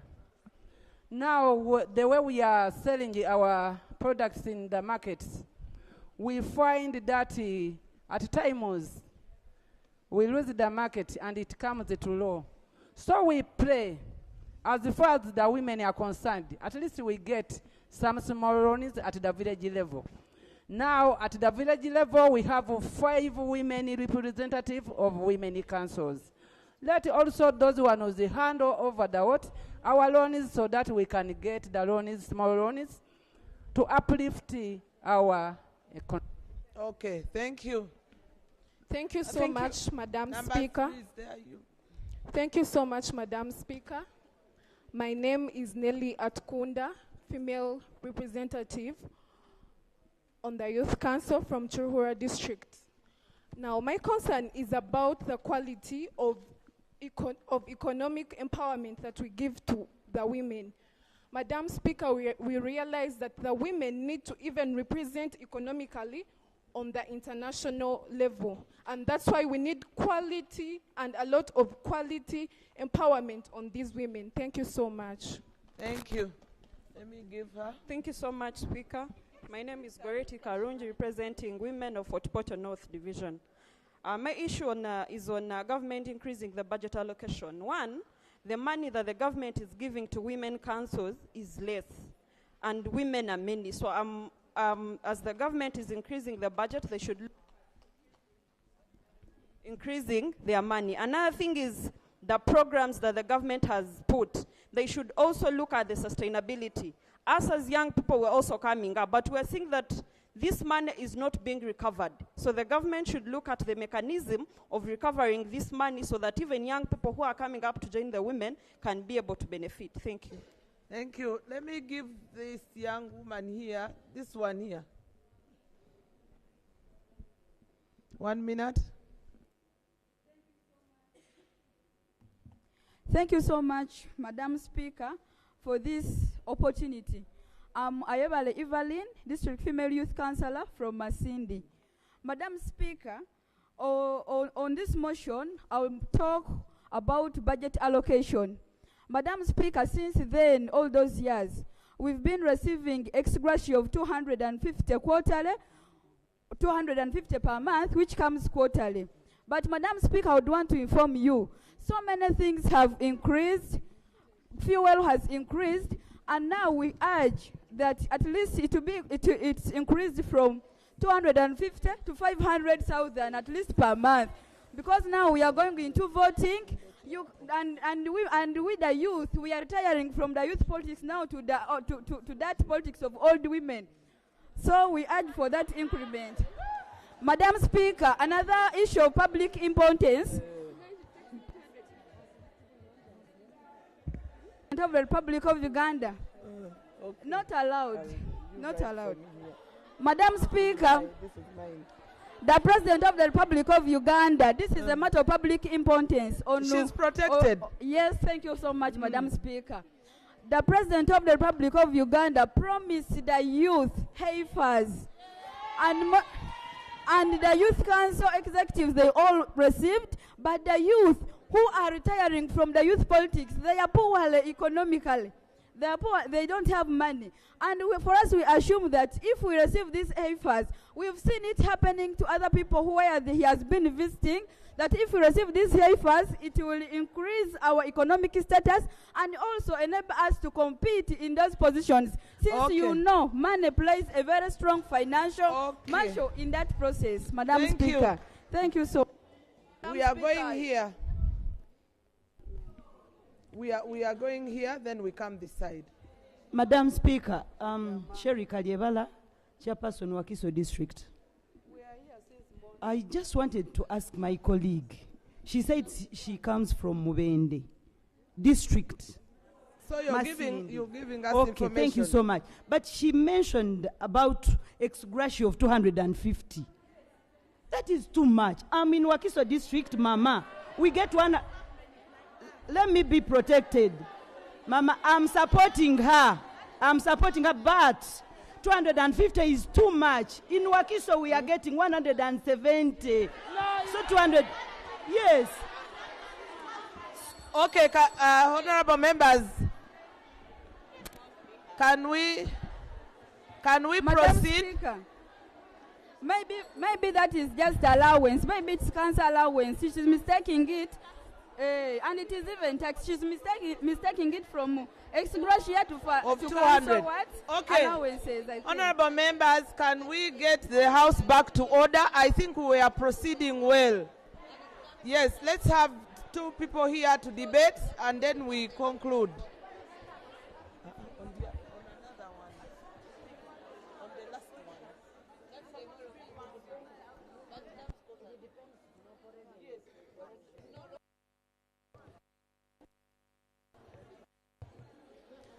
I'm so humbled, Right Honorable Speaker. My name is Helen Flavia Nagawa. I'm the Female Youth Councillor, Deputy Speaker, Kalangala District. I had 3 points, Right Honorable Speaker. The first one has been aired out by the first discussant. It was about cows. The next, heifers. The second point is about increasing on the budget for women councils and youth councillors as well. I mean, youth councils. For instance, in our district, Kalangala, ever since we were voted for, we haven't held any youth council meeting. It's because of the limited resources we are having.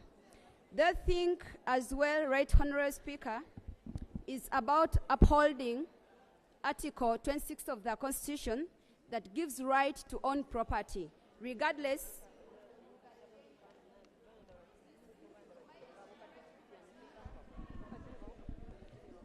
For instance, in my district, Right Honorable Speaker, women are being denied the right to own property and as well to become the heirs. So there is a need to uphold that article. Without forgetting, the President promised youth councillors heifers. Right Honorable Speakers, we need our heifers. Thank you so much.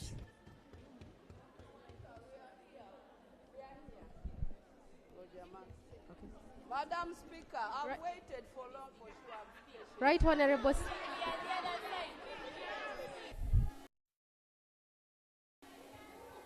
We are done. We shall come back this side, but now we are going to this side.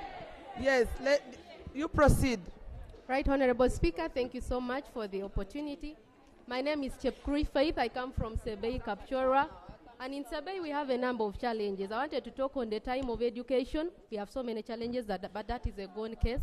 Now here is a case where certain uncertainties happen, and government so much goes so fast to rescue them and leave out others. For example, recently, it's 1 month ago or two, when the market in Sebei region got burnt, and I have not seen any intervention by government. Yet these are women. All their things got burnt in the market. So some of them even are beneficiaries of PDM and are expected to pay back. So my humble request is we consider each other equally and consider that even other regions do exist. And as we talk right now, it's my humble plea that you go and consider Sebei and consider the effect that they had during the... Thank you. We are picking numbers from this side, but if you have said something on the floor of Parliament, kindly give an opportunity to others to speak. Number 1 is already on the microphone. Number 2 is there. Number 3, the one in specs behind. Thank you, Right Honorable. We shall give her. Thank you, Right Honorable.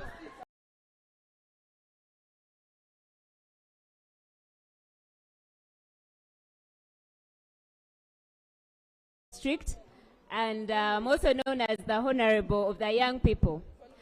Right Honorable, if we are to ensure sustainability of these programs, we need to have the young people on these desks as we get these programs on board. If we are to ensure sustainability of programs that, like UWEP, you can't always have council meetings without the female councillors, without the female youth representatives at the district, and you think that that would be a sustainable program for these things. YLP is there, but we need women at the center of everything. We cannot have young people left out at the district level and we see these programs succeed. Right, Honorable Speaker, Uganda is not going to devote Uganda is not going to actualize economic freedom if we do not have young people or young women at the center of decision making. I submit. Thank you. Number 2 was Honorable Akwi. Thank you very much, Honorable I'm going Speaker. to come back to you, please. My name is Akwi Nora Robina. I'm the National Treasurer of the Women Council. At the same time, I'm also the chairperson of the Women Council of Nakapripirit. Madam Speaker, my concern is basically about GROW. The communication that GROW is giving out to the women is different to the communication that we have been told today. Number one, GROW is telling the women that all the women of Uganda are supposed to benefit from GROW. Number two, when we get information elsewhere, they are telling the women it's only the business women who are supposed to benefit from GROW. Our request, Madam Speaker, is that can GROW help us and involve the women leader in their planning and programming such that the women leaders can be able to disseminate this information directly to the rural women like us. Okay, thank you.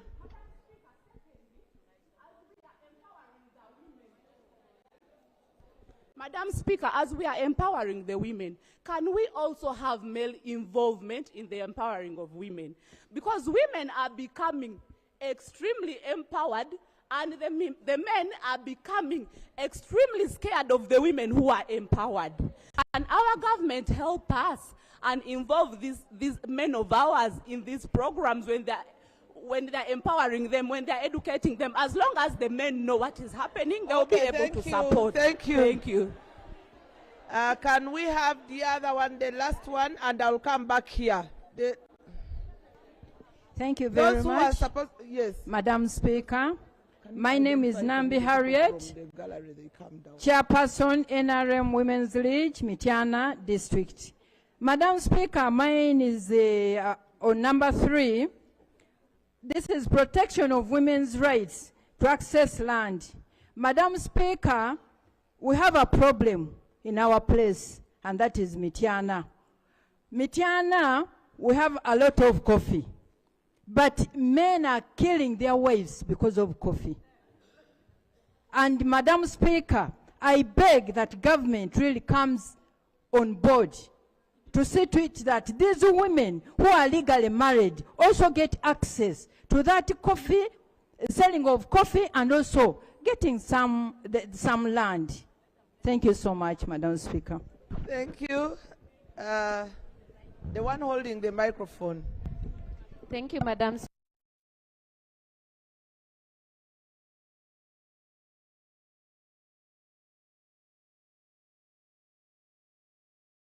City. Madam Speaker, I want to lay in your table that I want to inform your table that we have issues. We have issues in our city, and I ask the government and this parliament to speak in the issue of affirmative actions so that we, the young women, also come and be empowered. We have business, women in business in Gulu City, because we have some old woman for 25 years. You know, if the season is changing, the character also change. Can the affirmative actions be worked on? At least maybe 2 terms in the parliament so that another generation come and take on from there. Thank you. And Can the women allowed to be judges and they teach us the young women? Can you allowed to be judges and teach us? In our family, we have our son, and the son bring a wife. If a wife is there, it's you to teach the wife of your son. Not you can be the wife to the father of a son, and at the same time, the point of information, of your son. We are not so judges. The issue of affirmative action. Okay, thank you. Your point has been noted. Let's have the last one and we conclude. Thank you, Madam Speaker. We still have one motion. The one here on the microphone. Protection, Madam We are Speaker. done with this side. I'm Namukisa Esther, Female Youth Councillor, Nakasongola District, Central Region, Omuruli. Madam Speaker, this one has talked about the strengthening of government policies economically to the women. Madam Speaker, allow me to talk about the young women out there abroad working in Arab countries. Madam Speaker, the companies traveling those young women, most of them are not registered. Those youths are suffering from abroad, nowhere to report. Most of them are dying from there. So, Madam Speaker, I would urge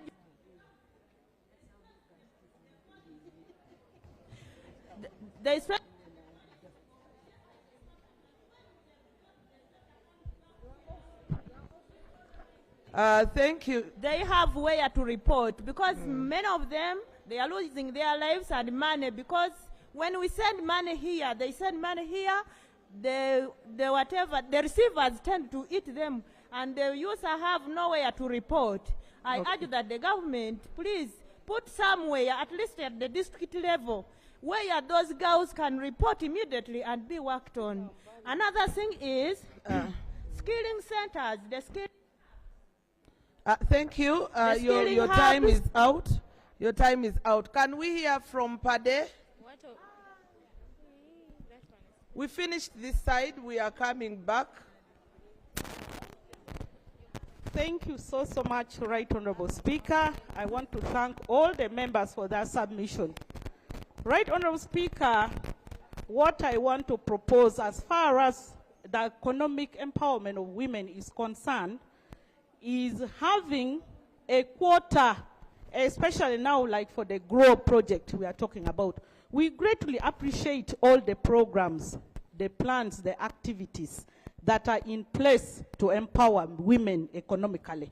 But according to the analysis that came out recently, as far as what has been released so far, almost 19 billion went to one district, other districts 1 billion, other districts not even a coin.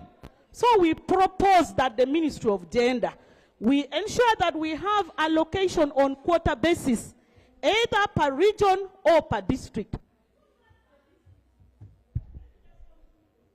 Speaker.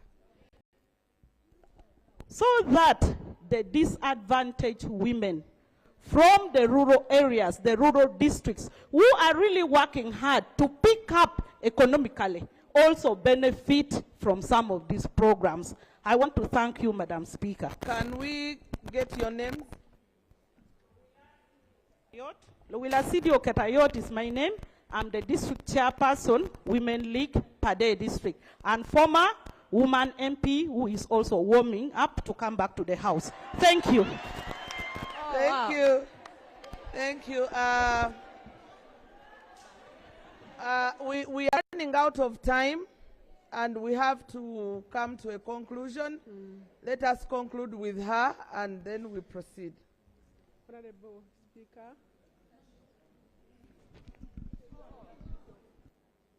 You switch on. You switch on. Honorable Speaker, my fellow parliamentarians. Your name? Speak now. Hajati Mutasa Jamira, Chairperson Women's League, Yantonde District. We have been here for a while but I've not heard anybody talk about old people. Today you are youth, tomorrow you are a woman, and tomorrow you are an old person. Now, if you don't talk about them, because everybody is going to experience that age, please, these people are getting little money. You know they get 25,000 per month. Information, Madam Speaker. Which cannot sustain anybody. I'm appealing to the people to support those people in their areas so that they can also live a good life. Thank you. Information, Madam Speaker. Madam Speaker, thank you so much. I'm by the name Caroline Alarokoma from Gulu District, the Female Youth Councillor for Gulu District. I would want to inform the Honorable members, can we maintain silence? I want to inform the House and the precurrent speaker that we have SAGE for the old people. You are not being left out, and there is SAGE for old people. This money is being given monthly for the old people. So they are not left out, at least they are benefiting from the government program. Thank you so much. Thank you for that information. With that, honorable members, I now put the question on the motion. May those in favor say aye, and to the contrary, nay. I can hear the ayes have it. Thank you. Clerk. Item 8, motion for a resolution of Parliament, strengthen women's participation in politics and eliminate barriers to inclusive democracy. Thank you. I invite the mover, Honorable Atiang Grace.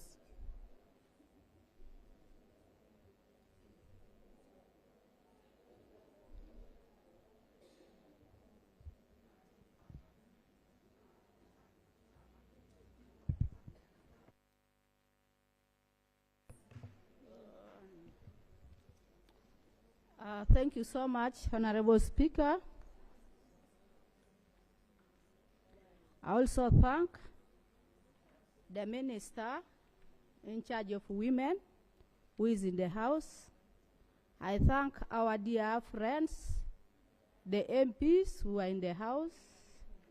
I thank the women leaders who are in the House.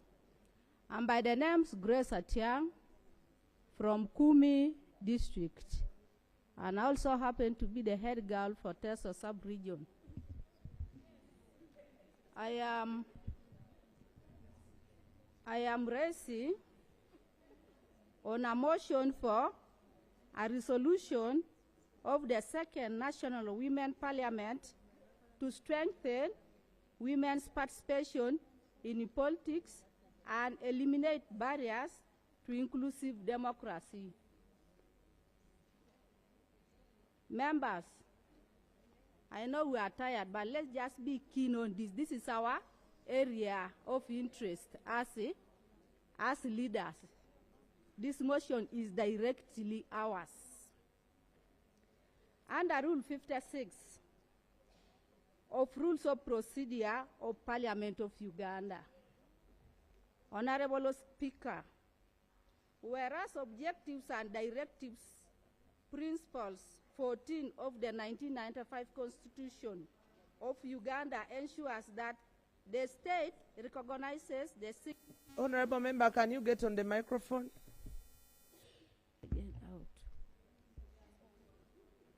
Whereas objectives and directives, principles 14 of the 1995 Constitution of Uganda ensures that the state recognizes the significant role that women play in society.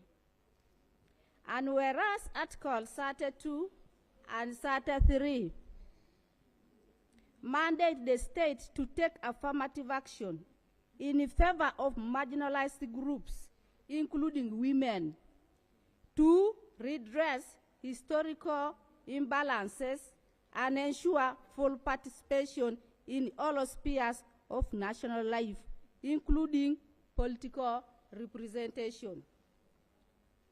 Honorable Speaker, aware that Article 78, 1A of the Constitution states that Parliament shall consist of one woman representative for every district.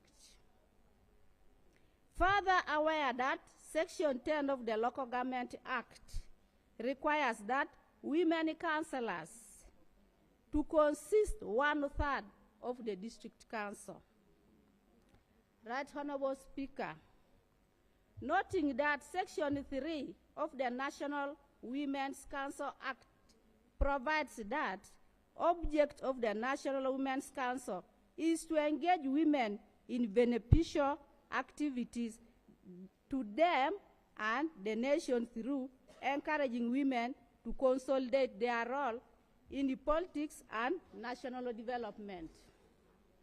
Right Honorable Speaker and members of the House, further noting that Uganda's commitments under international and regional frameworks such as Convention on the Elimination of All Forms of Discrimination against Women, the CEDAW, the Maputo Protocol, the African Charter on Democracy, Election and Governance, and the Sustainable Development Goals, SDGs, particularly Goal 5 on the gender equality and the Goal 16 on peace, justice, and strong institutions.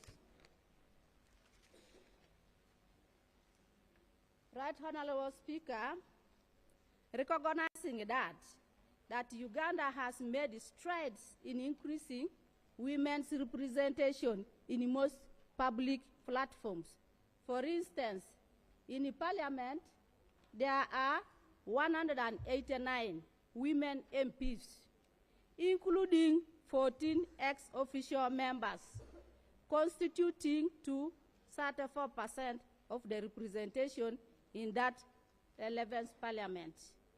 And there are 14 women cabinet ministers out of 31 cabinet ministers, consisting of 45% and 24 women state ministers out of 50 state ministries.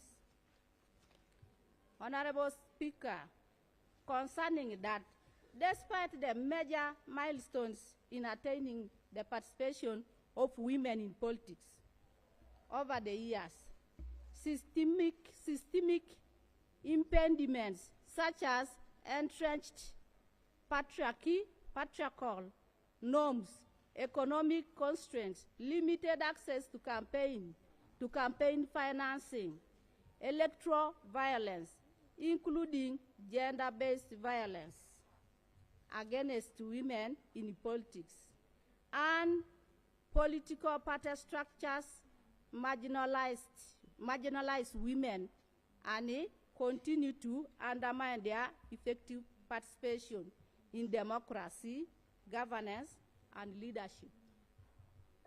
Further concern that women's underrepresentation in political party leadership and key decision-making structures weakens democratic governance, policy inclusivity, and sustainable development, thereby limiting Ugandans' progress towards gender-responsive governance.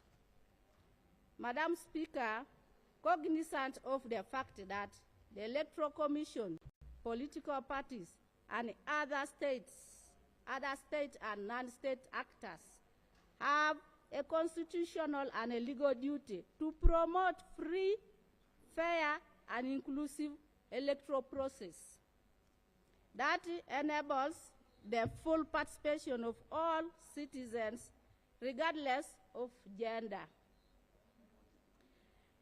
Madam Speaker and the members in the House, the following are key things that we need to take keen interest in. Now, therefore, be it resolved by our Honorable Parliament.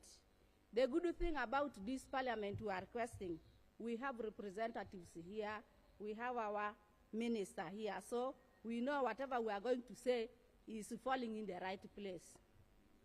1, government enhances gender parity in all decision-making bodies, ensuring equal political representation at national, local government levels as per Action Charter on Democracy, Elections, and Governance. That is one of the issues we are requesting our dear Parliament to help us agitate for. 2, government regulates the high financial burden of participation in election campaigns so that women are not disadvantaged due to lack of financial support. Isn't this what we suffer?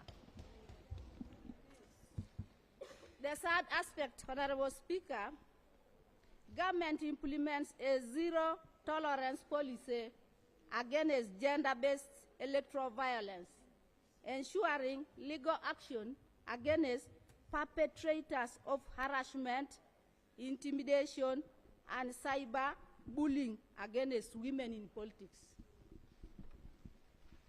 Number 4, government promotes civic education. Government should promote civic education and leadership training programs to equip women with the skills and resources needed to effectively participate in political leadership.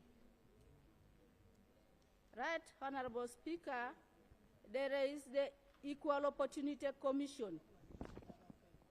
So they say the Equal Opportunity Commission provides an annual report on women's political participation, assessing challenges and progress, with recommendations for further legislative action.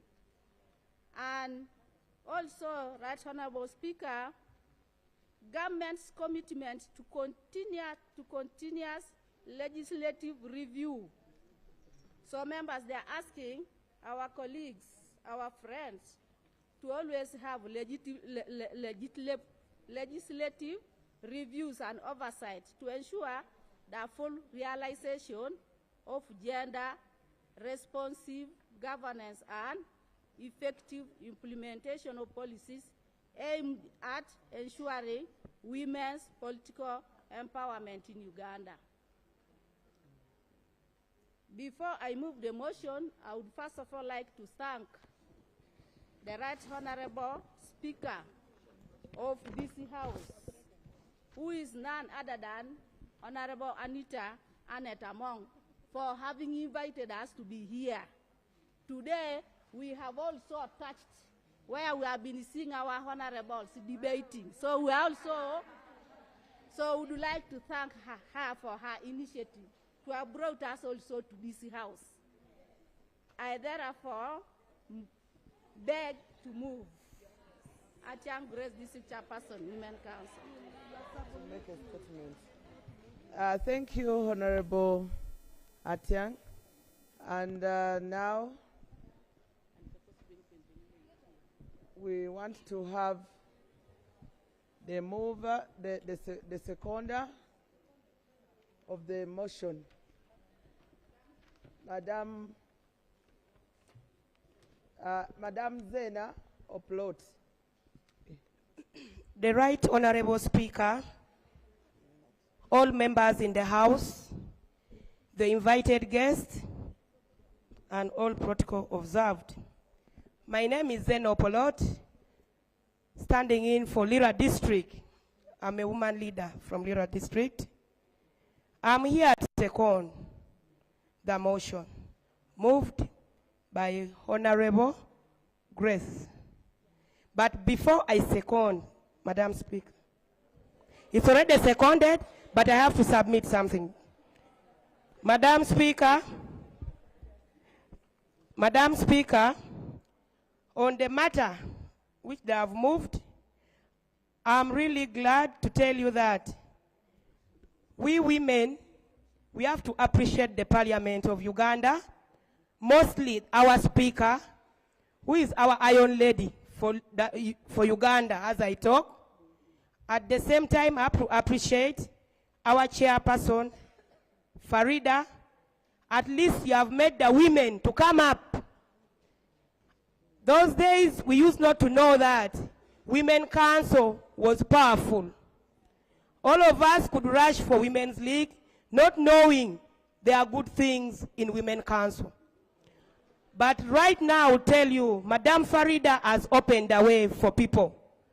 And the Honorable Speaker, Anita Amongi, I beg you people, those who are there, they should vote her back to Parliament for the hard work Anita has done. Madam Speaker, people are crying about their money of grow. Me, I want to tell you where that money goes. It's in your department as Women Council. But I'm open, you know, in politics you have to be open. This money, the person, I will not mention names, but you will understand. In that, the person in that ministry, instead of her giving the money to all the district, the money is going only in Lira City because she's looking for the vote there. But I'm sorry to say that. Are you giving justification? Justification, let me go direct to the phone. No. Objection. Honorable member, I think Information. that is not a justification. We can leave at that.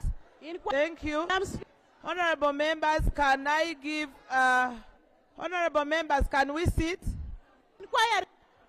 Honorable members, can we sit? Can I give an opportunity? Honorable members, can I give an opportunity to Honorable Tembo to give justification for this motion?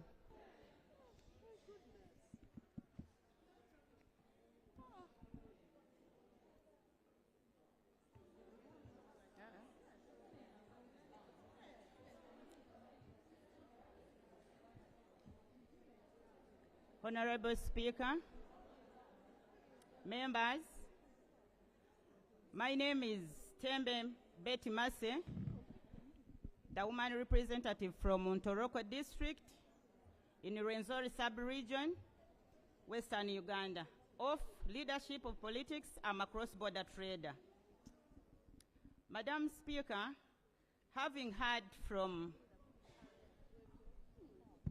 Honorable Grace Atang, woman representative from Kumi, an elaborate presentation, and noting that Uganda has had commitments under international and regional frameworks, such as the Convention on the Elimination of All Forms of Discrimination Against Women, the Maputo Protocol, the African Charter on Democracy, Elections and Governance, and the Sustainable Development Goals, especially goal number 5 on gender equality and goal number 16 on peace, justice, and strong institutions, I would like to emphasize on a call for Parliament to strengthen women's participation in politics and eliminating barriers to inclusive democracy.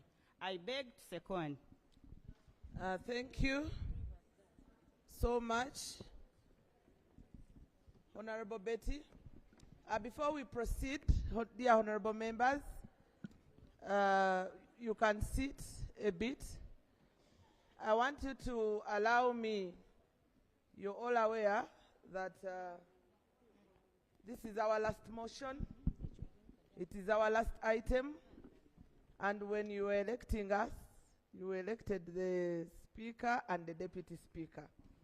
On this very item, on the order paper, let me give an opportunity to my Deputy Speaker to open the debate on this particular motion and address us this afternoon.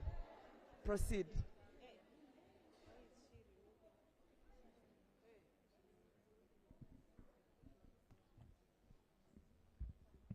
Thank you so much, Right Honorable Speaker of the day. I'm so humbled to have you today. The ministers around, the Member of Parliament of the main house, the women leagues and councils, and the youth leaders, and the mighty youth councillors. I thank you all. I am so blessed today to see you all, and I can't thank you enough. I would love to clap for you.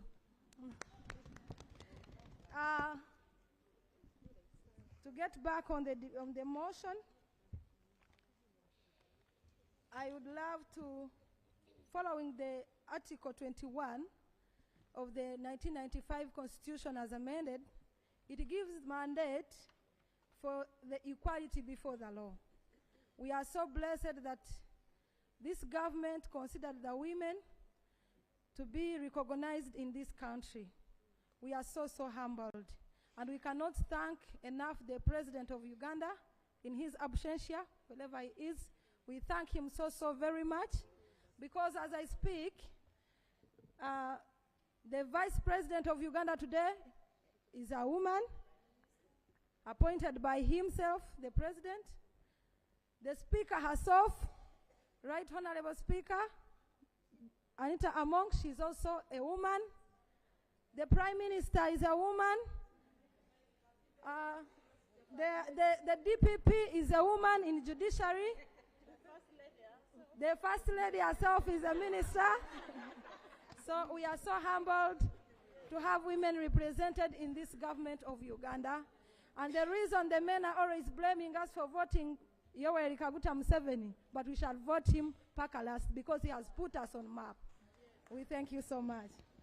I would like to also extend my great thanks to the Right Honorable Speaker. In her absence, I know she's watching, wherever she is. I can't thank her enough, especially for this cause. We are here because of her. This is her move. Especially the youth councillors. I know you're blessed. I know you're delighted and you're happy. I know she's also happy you're here. I cannot thank her enough. Please, main house member of parliament who are here and who are not around, please vote her again. I would like to comment on a few things. I don't have enough time because time is limited. One, I would want to talk about the education. Being a girl child, it hurts me more when I see my colleagues down there in bus, working on the roads, carrying bags of things along the roads because they never went to school. It's my prayer to this government that if they would adjust and put more strictness on the laws of dropouts. These days, men have dropped their responsibility. They no longer pay for their children's school fees. They are left all for women to pay. A man can marry 10 women and have 40 children out of the 10 women, but can never even pay for one child. It really hurts. If the government can hear that, please, let's strengthen on that. And every man who knows cannot pay for the school fees, let them not produce then. Then another thing about education, it's so absurd that when a teenager reaches 18 years of age, they think they are old enough. To me, when I was 18 years, I knew nothing. I knew nothing. It's my prayer if the government can extend on this law from the age of adulthood, from 18 at least to 25 years of age, when someone understands and differentiates between the bad and the good. Then I would also want to kindly pray to this government on the issue of sanitary pads. Our girls are facing that challenge. Girls have no sanitary pads, they cannot afford them. Why can't the tax be reduced, the tax put on the sanitary pads be reduced at least to 1%, so that at least a sanitary pad can at least be bought at least 1,000? Because not all girls and not all women can afford sanitary pads. That issue has been also a big issue which leads to dropout of our young girls. Then about the climate change, who is funding the Buvera factories? Why can't we drop Buveras? Of recent, I was in Rwanda. There is no Kavera. There is no Kavera in Rwanda. And that's how they have managed it, and they have planted more trees. and that's how they have managed to keep their climate. I also would want to talk about finance, PDM. My youth are marginalized as far as PDM is concerned, because there is that law that says if a youth is not married, he or she cannot access the PDM money. And I think many youth are not married. Thus makes the other 30% to be shared to the elderly. And on that, I would still want to request and extend my prayer to the Excellency, the President of Uganda, and other big positioned members of this country to always accept the youth to reach out to them. Youth, we are broked to reach out to these people. And we always have concerns and burning concerns because we are the 78%. We are the majority today. So we would want to have access to the president, would have access to the speaker, to have the access to these people, big people, so that we are not broke. We can also talk to them and exchange with them and share with them. Finally, we, as the youth, we had the president, as they said, had promised that the Heifers. As a youth leader, I'm the chairperson of youth leaders of National Association of Youth Councillors in Uganda. I'm the initiator and the chairperson. That's why you saw the support was overwhelming. So I cannot fail to mention this. Youth councillors have been crying for their Heifers. Your Excellency, you promised them their Heifers. It's only the youth council that received those Heifers. Youth councillors, they are still waiting, and we are finding it hard to go and mobilize on ground and talk to these people and bring them closer to the ideology of the president. Secondly, Chankwan's training. We have been denied Chankwan's training for long. Why not us, the youth? Why others? They are taking borders, they are taking other people. Why not the youth councillors go and have the training, the Chankwan's training in Chankwanzi?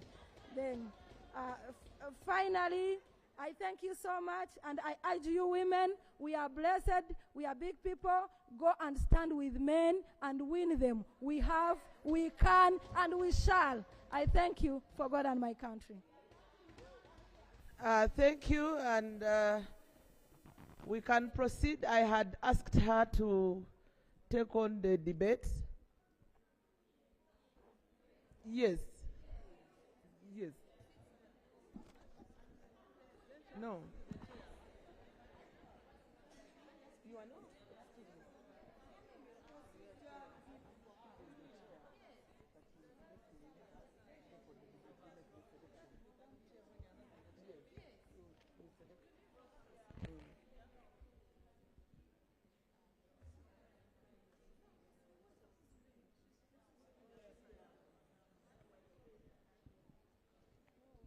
Procedure, Madam Speaker.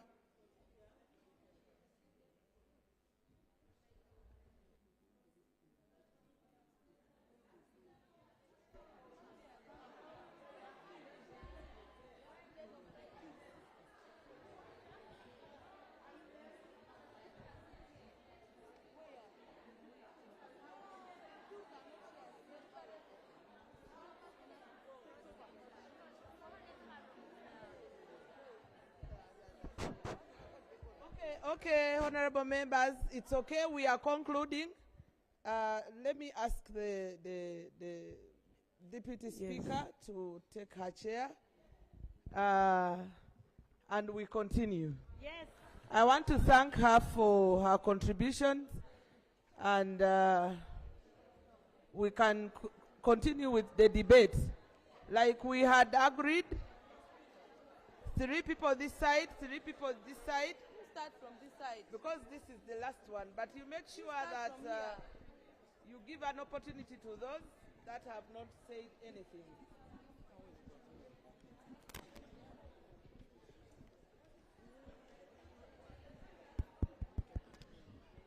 Thank you, Right Honorable Speaker. Thank you.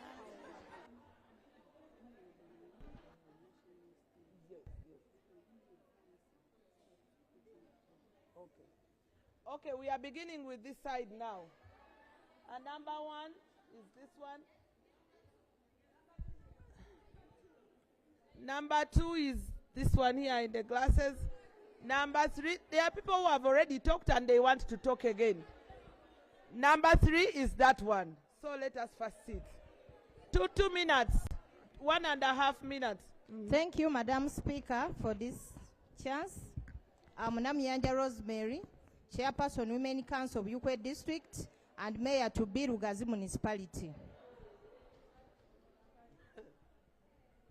Madam Speaker, I appreciate this motion because it was fully touching the women in politics. Some women who contest with men for electoral positions at all levels face much more hurdles, especially relating to the limited funds. That's why few women triumph over their male counterparts for elections because of poverty. So please, there is need for special consideration of women contesting for directly elected positions, particularly in areas of publicity and facilitation. That's when women can be encouraged to stand for these positions. Secondly, in this motion, there was where they said that councillors should be a third, women should be a third of the council. It is okay.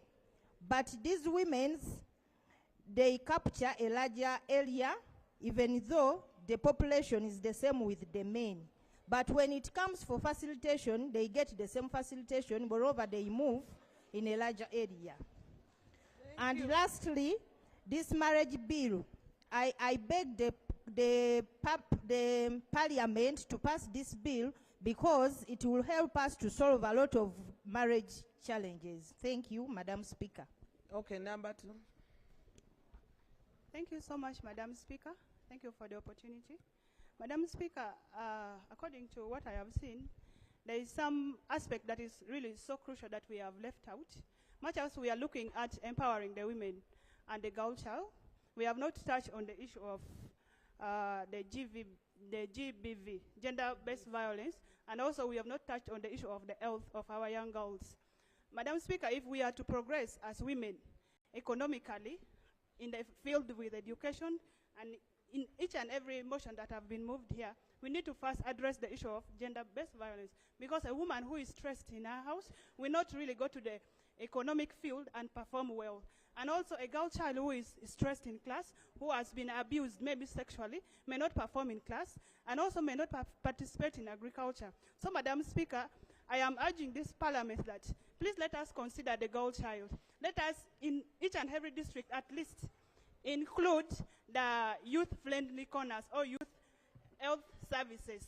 In each and every health center there is, at least there be a corner where a girl child who has been maybe raped, abused, can go there secretly.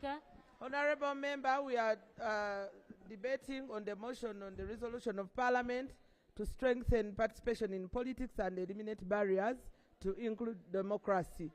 So we can proceed to only 2. These 2 here. I thought I'm the one on, Madam Speaker. Thank you, the rest of the members sit. Honorable members, we are coming this side. Can you sit? It is very... Okay. Thank you, Right Honorable Speaker. All protocol observed. Shama Elizabeth Trint is my name. I am a female youth district councillor from Nakaseke district. Right Honorable Speaker, putting into consideration that the percentage rate of women representation always varies and never constant, I would urge that further increase in women's representation in politics. I propose the implementation of quotas and reserved seats. For example, Right Honorable Speaker, the Rwanda's constitution guarantees 30% of parliamentary seats for women, resulting in one of the highest proportions of female parliamentarians in the world.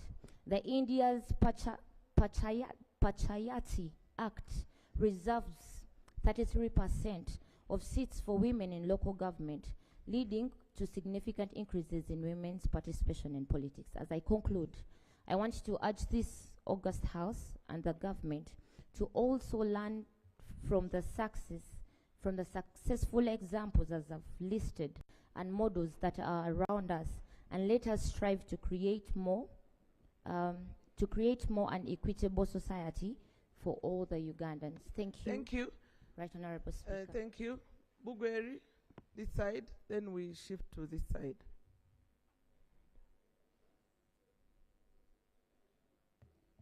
I'm Nambeko Pros Nakaima, Chairperson Women Council of Bugweri District.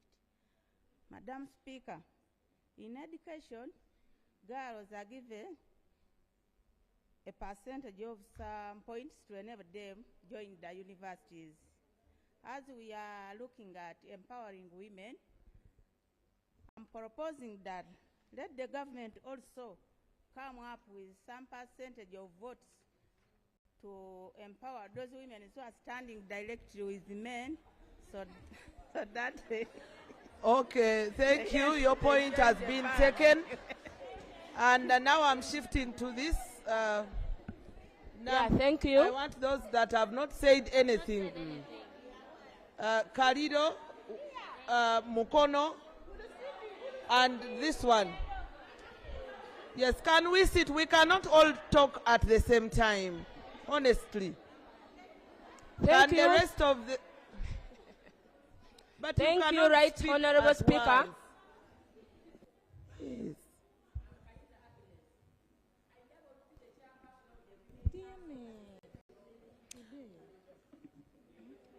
Please proceed.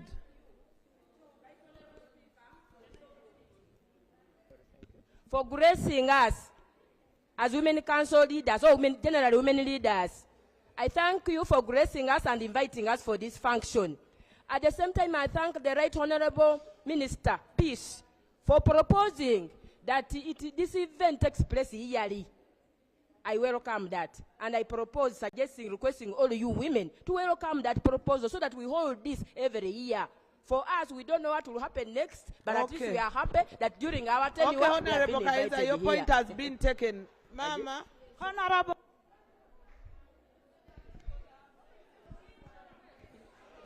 Proceed.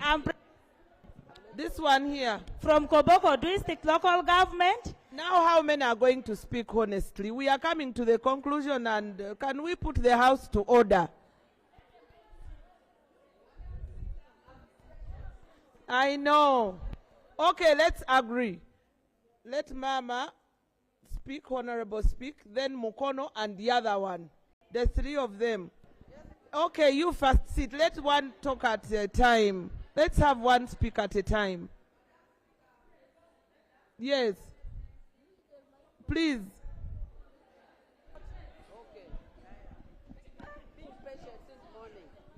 I am called Tekos Beda, District Woman Chairperson, Women's League Moroto, at the same time Women Councillor Moroto. Madam Speaker, to strengthen the women in politics, when we are articulating issues, there are policies that we have mentioned here. If those policies are amended, it will also promote these women who are in leadership. Like for instance, in my own districts, when you talk about health, maternal health, it is causing most of these young mothers to die. So if we don't promote these health centers just malaria is also killing. In my district of Moroto, we don't have health center that can empower this woman. Madam Speaker. That can empower this health of this woman to be active in politics. Point of order. The healthy mother, healthy politics. Why am Honorable I saying like member, that? Healthy mother, healthy politics. So we are healthy mother in debating, politics Honorable member. You need to be guided. Point Don't of order, forget. Please.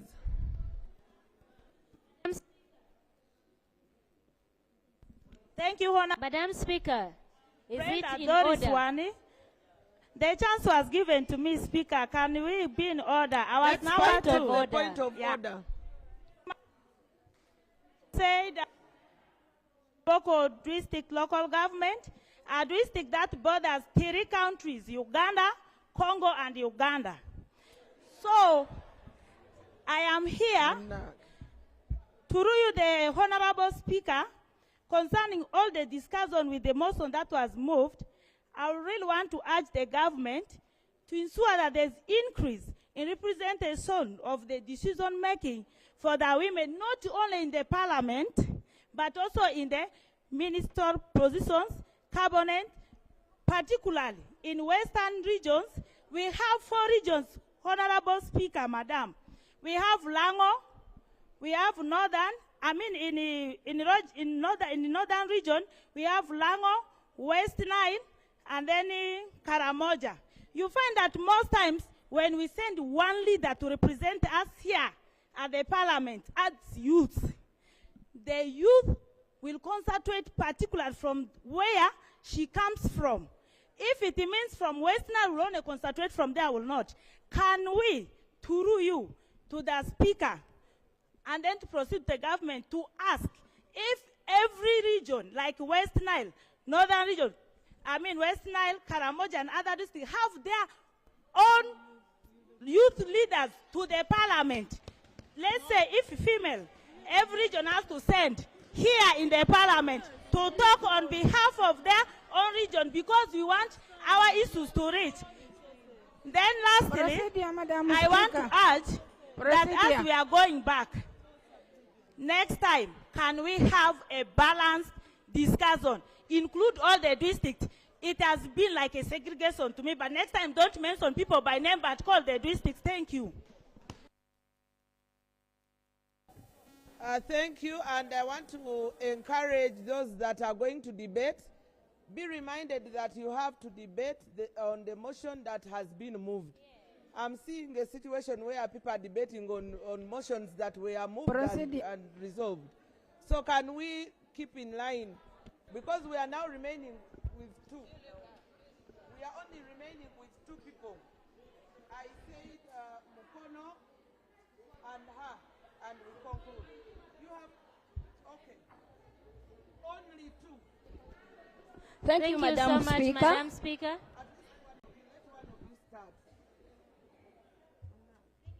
Madam Speaker, my name is Honorable Peace Bridget Apiu. I'm the Female Youth Councillor, Kole District. I want to start from this angle. There are so many things that we women, start from our attitude from inside here, as women in politics, how we discriminate each other. There are people here, people in the Women Council, they are fighting with the youth councillors. Everyone is looking at each other like enemies. The question here is, how are we going to eliminate barriers in our political spaces? Because you'll find that I have actually been seeing and watching how people are debating, and people and the Women League are also from their side, the councillors also their side. But the issue here is, are we really supporting women in politics like this? At the end of the day, you will even our opponents in the competing, let's say youth councillor is competing with a woman member of parliament, they will be taking themselves as enemies. How are we going to mentor these young people for them to occupy the space that we have? Are we really supporting the women in politics? I know so many people who came in parliament at their young age. An example is Honorable Linda Agnes Auma. She started politics at her youth age. But you find that the women that we have right now in these political spaces, they see the young girls in the politics as threats. And they don't want their voices to be heard. And here we are talking about mentorship. The question is, who are you mentoring in your political space as a big person? Okay, thank you. Your point has been captured. Switch on the microphone. You switch on the microphone. Thank you, Madam Speaker. I am Madam Esther Baroma Nachaze, Chairperson, Women Council, Mukono District. When we talk about women participation in politics, it requires minimal education. And the reality is that many women who were born before the NRM government came to power did not receive education. This was due to 2 reasons. One, the old cultural belief that did not prioritize educating girl child, a norm that was only changed by the President Museveni's policies in 1990s. The second one, the limited number of schools at that time. Madam Speaker, we therefore seek an amendment to the Education Act to enable the government to recruit adult education teachers who will teach women in selected UPE schools during students' holidays. Our proposal is that, Madam Speaker, women undergo a 2-year structured education program focusing on English, history, and entrepreneurship. I beg to submit. Thank you, honorable members. I think you're aware that time is not on our side. The speaker is going out of the premises, and we have to take a photo session, and we also have to have a late lunch. It is waiting for us.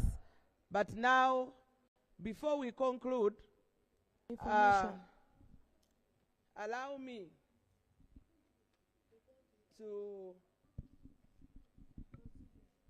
thank the honorable members. And now, I put the question on the motion. May those in favor say aye, and to the contrary say no. Aye. The ayes have it. Yes. Thank you. Clerk. Okay. Like we have all agreed that time is not on our side, and we are almost coming to the end of the session.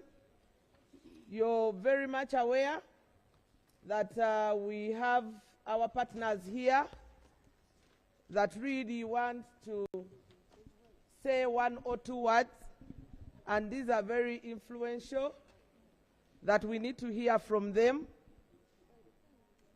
You need also to know them,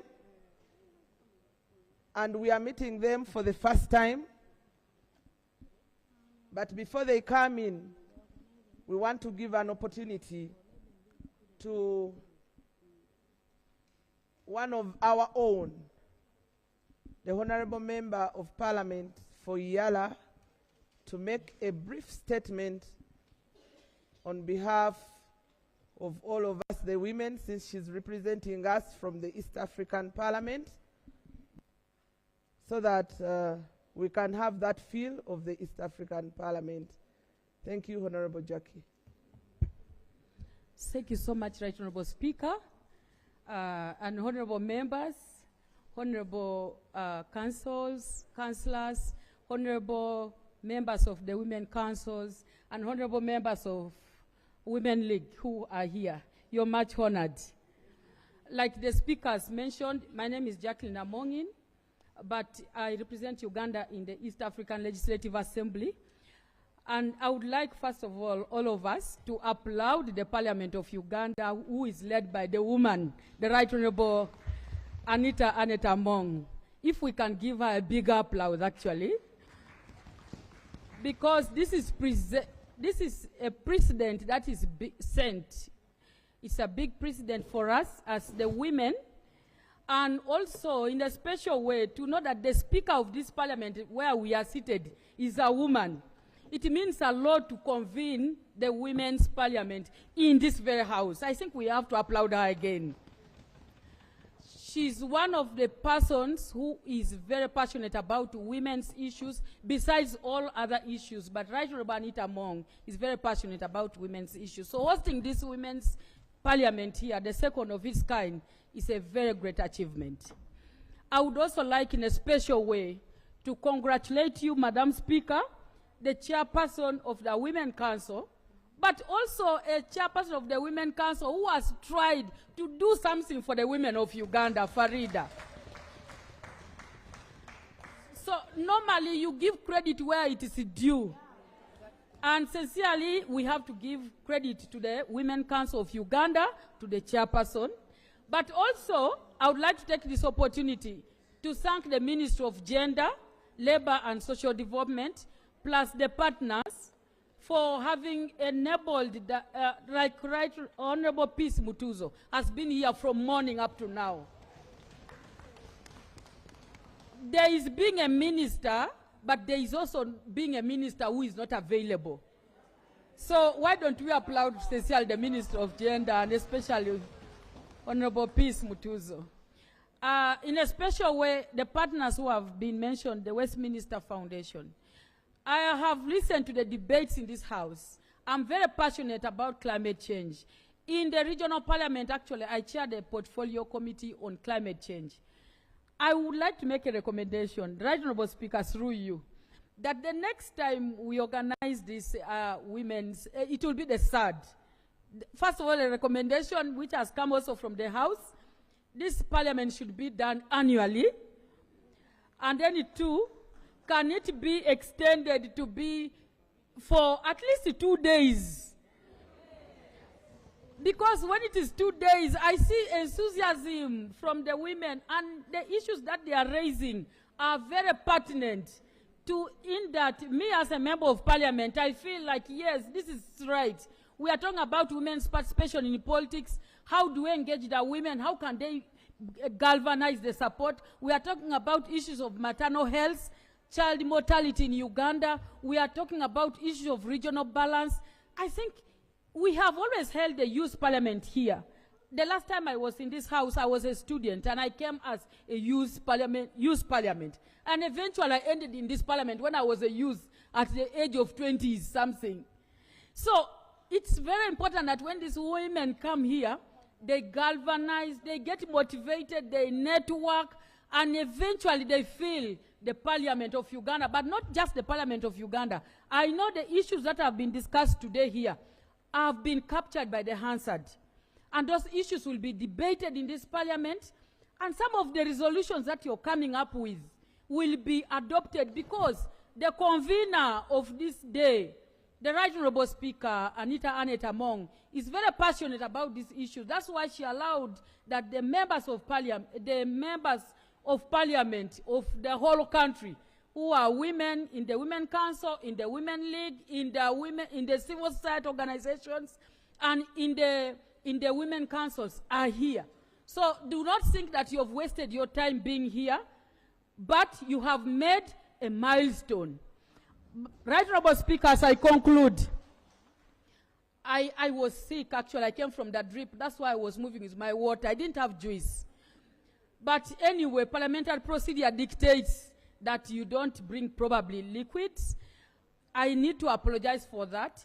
But women, just know that in Uganda, we constitute almost 60%. The husbands are the heads of the families, but the women are the brains of the family. If you are married, or you're not yet married, but if you're married and you're a disorganized woman in a home, that is no family. Thank you, Honorable Jackie. Therefore, I have represented Uganda in the Continental Parliament. I have represented Uganda in this parliament for 10 years. I am now representing Uganda in the Regional Assembly. But let me tell you, applaud the President of Uganda, Yoweri Kaguta Museveni. Because in the whole of Africa, in the whole world, by the way, apart from Rwanda, the President of Uganda has given top priority to the women. And that's why today, when we are talking about emancipation, affirmative action, all the other members of different countries come to Uganda to benchmark on why and how did Uganda manage to pull women to participate right from the villages up to the top. Let me tell you, go to Somalia, go to, formerly, it's still Sudan, but there is, of course, conflict. Sudan, I've gone to many countries, but if you go there, women are not allowed to speak. Women do not come to meetings. And women do not debate the way we are doing it in Uganda today. And you are doing it in your constituencies, in your councils, women are not represented anywhere. They are only represented where? In the kitchen. Are you aware of that? Thank you. So when we are talking about emancipation and women's participation, participation is not only in politics, it's participation at all levels of development. So I would like to conclude by asking the women of Uganda who are seated in this August House that can we once more applaud the government of Uganda? I know there are many challenges, even the government may not address all that are relevant to women, but I like the idea that women raise the issue of bringing men on board. Because I've been monitoring, some men have gone to the state of uselessness when actually their women are working hard. That's a very huge point that the Minister of Gender should take into consideration. Thank you. However, as I go and sit, Right Honourable Speaker, let me ask you once more, that for the freedom that we've held in Uganda, for the fact that we are able to even dress and come all the way from Zombo, all the way from Kanungu, Kisoro, all the way from Karamoja to Kampala, and you're all looking beautiful. Let us applaud His Excellency Yoweri Kaguta Museveni. Our President. Yes, and finally, the very beautiful speaker that we have in this country, Right Honourable Anita Mong.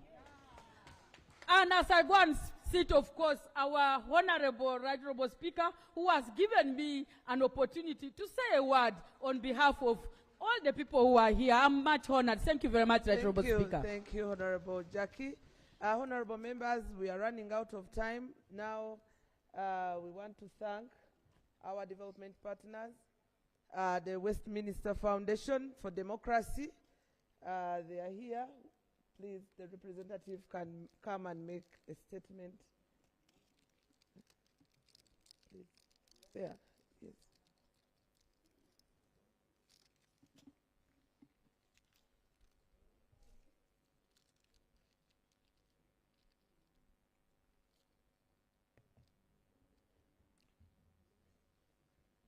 Thank you, Madam Speaker.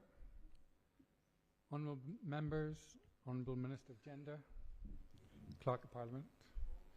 Mine is really one of encouragement as well as a vote of thanks as a supporter of the second Women's Parliament with the theme of consolidating women's social and economic transformation in Uganda. I am humbled to be here. I would also like to thank the Parliament for enabling and supporting this important day in an important week, shining a spotlight on women and girl issues and ensuring women's voices are heard.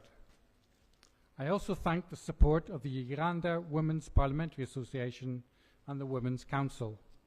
But most of all, I thank all the honourable women who participated today. Give yourself a round of applause. It is somewhat overwhelming to stand here as a man amongst a strong majority of passionate, dedicated and dynamic women. It is good perhaps for men to get this perspective so that the tables are turned and they know what women often face every day. The Westminster Foundation for Democracy is an active supporter of women in politics, helping not only to solve problems facing women and girls, but having a say on all the issues that involve societies and nations, just as men do. Women should not only consider supposed women's issues, but be fully involved in the life and decisions of their nations. Westminster Foundation for Democracy, its own research and the programs we support around the world show that women are smart enough, strong enough, and capable enough to be involved in politics. They need some, but little training. Instead, even while they may be competitors, they thrive with networks, support from other women, and forums for sharing experiences to overcome barriers. Of course, these barriers, often societal or attitudinal, should be exposed and removed. That includes sexual and political violence that seeks to maintain gender power balance and ensuring there is fairness and political space.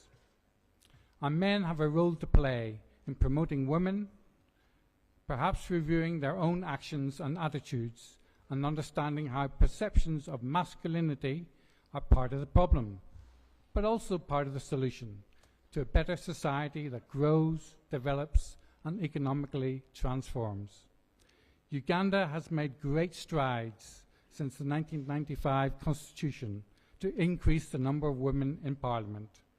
But as we have heard today, there are still too few women successful in competing for open seats.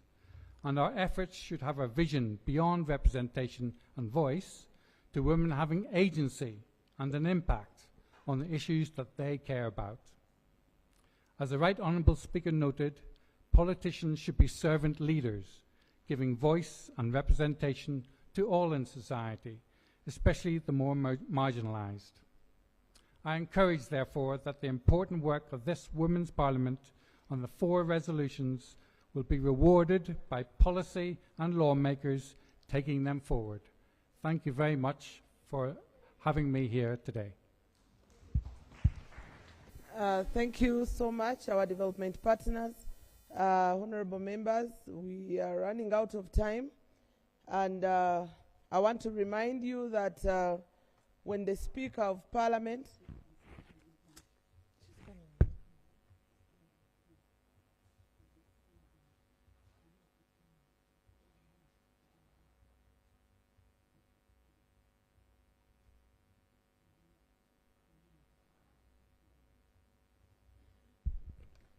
Okay, you are aware that we are running out of time. I want to thank you, and it is at this time that I invite the Honorable Minister to conclude.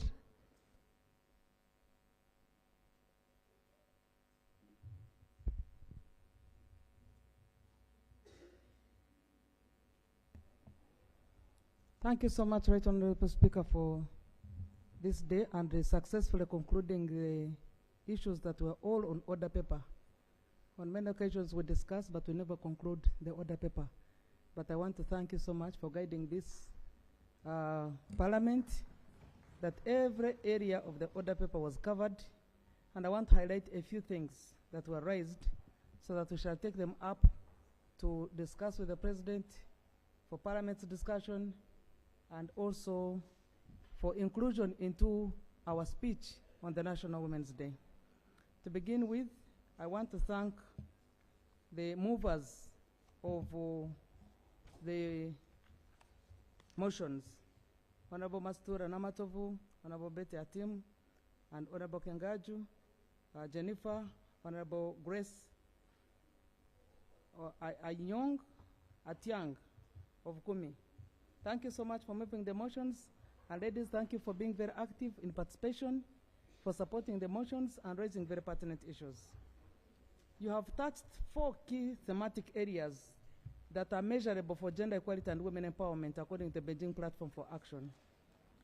That is women in education and training, women in politics and decision making, women in access to income and entrepreneurship, and also women in climate change. On access to land, on issues of women's access to income, entrepreneurship, hurdles were on access to land. We have made amendments in the law. Now owning land is not a preserve for men, it is open for both men and women. Even inheritance of land, the succession law supports women to access land through inheritance. 2, on women enterprises, women constitute 44% of the enterprises in Uganda are owned and led by women. We just have to amplify them. However, women do not register their enterprises. That's a big challenge, that sometimes when there is need for compensation, we cannot quantify how much is in that business. So we need to encourage women to register their businesses and also take notes about what they have, take note of the stock, and also have people registered as workers of those businesses. On many occasions, you ask a woman, what are you doing? They are in business, but they say, I'm doing private things. But business is a job because you earn a living out of it. We have to strengthen girls and women in education. We have to strengthen girls' education. And I like the idea that was brought by one of the members, that addition of 1.5 that is that benefits girls in a tertiary institution, that benefits girls in the universities, should also apply to tertiary institutions. If it applied to tertiary institutions, then many women would get into STEM, business, education, science, technology, vocational, they would have access. That is a policy matter that one look at. There was somebody who raised the matter that the contracts at the district level, 10 of worth 10 million below is secured for persons with disabilities, and maybe 20 million below for women. I've always wondered what is micro about women. Can't women manage money which is bigger than that? Can't women who are disabled manage money which is above 10 million shillings? It depends on their capacities. So we need to uplift that policy so that everybody has the opportunity. That's when we shall gain gender equality and women empowerment. So that everybody is able to put in a bid knowing that my inability or person having disabilities will not subjugate me for getting equal opportunities to the other people. There is male-dominated marketing.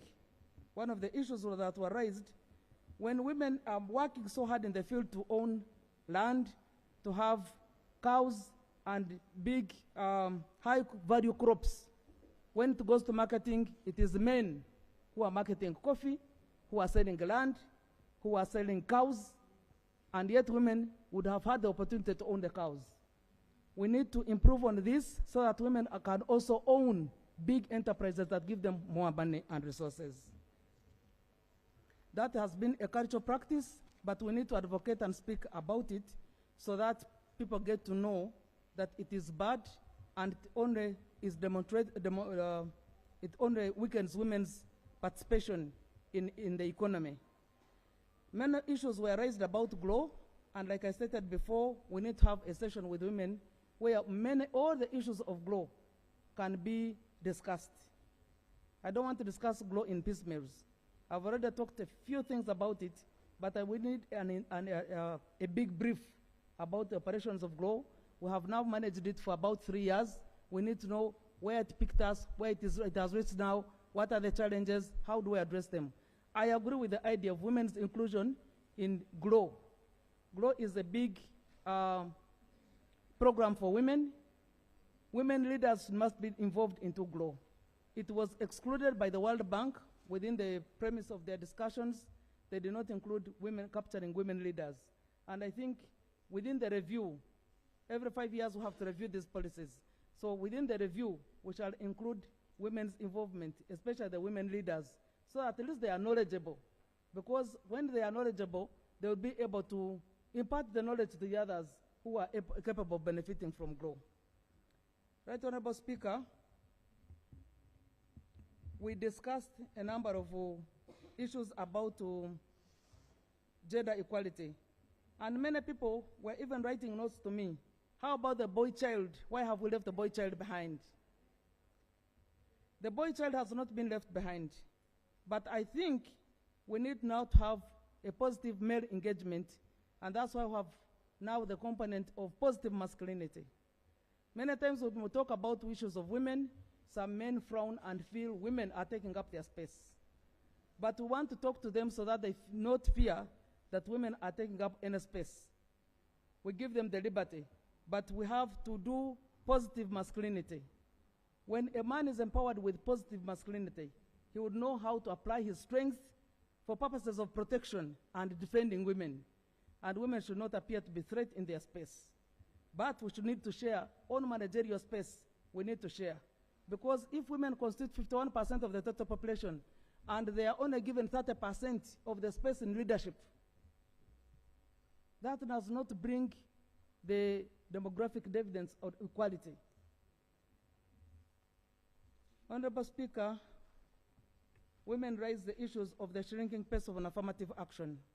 And one of the youth also raised that we need to give only 2 terms for women leaders in Parliament. You might think it is right, but how about the men who have open space? Why have we not talked about the only holding 2 terms of office? Women only have 30%. And for your information, right honorable colleagues, sorry, the speaker is already informed. For your information, 30% affirmative action in leadership has not yet even given us 30% of representation in parliament. One woman representing a district has not yet generated 30% of the composition of women in parliament.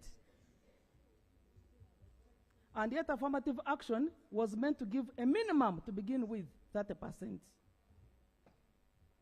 So it is always because the president has had his own ex officios. That's how we get to 32, sometimes 34%. So how about a scenario where we shall have an insensitive person who will not think about including women as ex officios? So we need to have this law improved to ensure that, and 30% was for beginning. If we can begin with 30%, we thought the law in principle felt that with time, women would continue to compete on open space and make it to the 50-50%. But 30 years down, we have not been able to break even to the 30%. So we think it is critical, it is a policy that requires a review. And we, in the 1995 Constitution, it was stated that every 10 years, this affirmative action will be reviewed. It is now 30 years, we have never reviewed that law, Right Honorable Speaker. And we plead that we review this law so that we can be able to improve on the representation of women in the political space and managerial position. On justice, somebody raised on age of consent and felt that 18 years is too small, that there was a need to increase to 20 or 24 years for age of consent.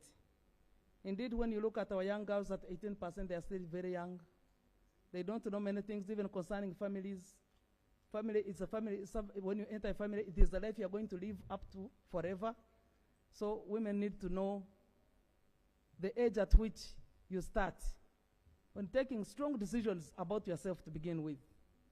So I thought that was an idea the Deputy Speaker raised, and I thought it makes a lot of sense for us to improve on. And another one talked about education qualifications. But let me conclude with one thing, issue of efficacy. The issue of efficacy. As a researcher, an academic researcher, we always have a challenge of women not believing in themselves. It doesn't matter whether try and lose, but try to begin with. Be available, try it, you'll manage it. We need to believe in ourselves. We need to amplify our voices. We do not want to allow media to downplay us. So we have to confront these situations that are really limiting our barriers. Many of the barriers we are facing are our own barriers we have created. Because if you consider 51% of the total population, then who is barring who? Because you have the numbers. So if you believe in an idea, pursue it to the dead ends, you will achieve it. Right Honorable Speaker, I want to lastly thank you. The session speaker has done her job very well. The deputy session speaker has performed her duties very diligently. She's even holding the Constitution. Everybody is looking at it. And the procedures of Parliament. I could see them breathing within her space when she rose to speak to us. But we can't thank you enough, the Right Honorable Anita Among, for what you have done today. Is not just an eye-opener. It also gives inspiration. It's a groundbreaking. And we are very certain and confident that with our prayers, you are coming back to speakership position. You have set foot so well. You have represented women so well. You have always raised issues touching women. In that space, whenever you stand, you talk about women so passionately. But you have not only talked about them, you have now demonstrated it. With small limitations and issues that we have, we know we have you in on that chair. Since you are the one who appropriates budget, I would pray that one, we all understand it very seriously. Since she's at the apt of appropriating a budget, our challenges have ended today. Thank you. Thank you, Honorable Minister. We know she will do whatever it takes Where we had failed to touch, we shall touch. Right, Honorable Speaker, while you are away, I mentioned that women, this year we do not have money to support them for celebrating the International Women's Day in the districts. Last year we had some money for subvention, we gave them. But this year we do not have. We pray that you think about it. We know that you can whisper to the president. We know that you can touch some budgets all over. We pray that these women are supported, because the burden of holding these celebrations only lies to women members of parliament and the district executive members and the women councillors and also the leagues. We pray that you remain our partner in this agenda. I want to thank you so much, Right Honorable Speaker of this session, for giving me an opportunity to present not only the statement, but also the concluding ideas that will be merged onto our statement on the International Women's Day. God bless you. Thank you so much.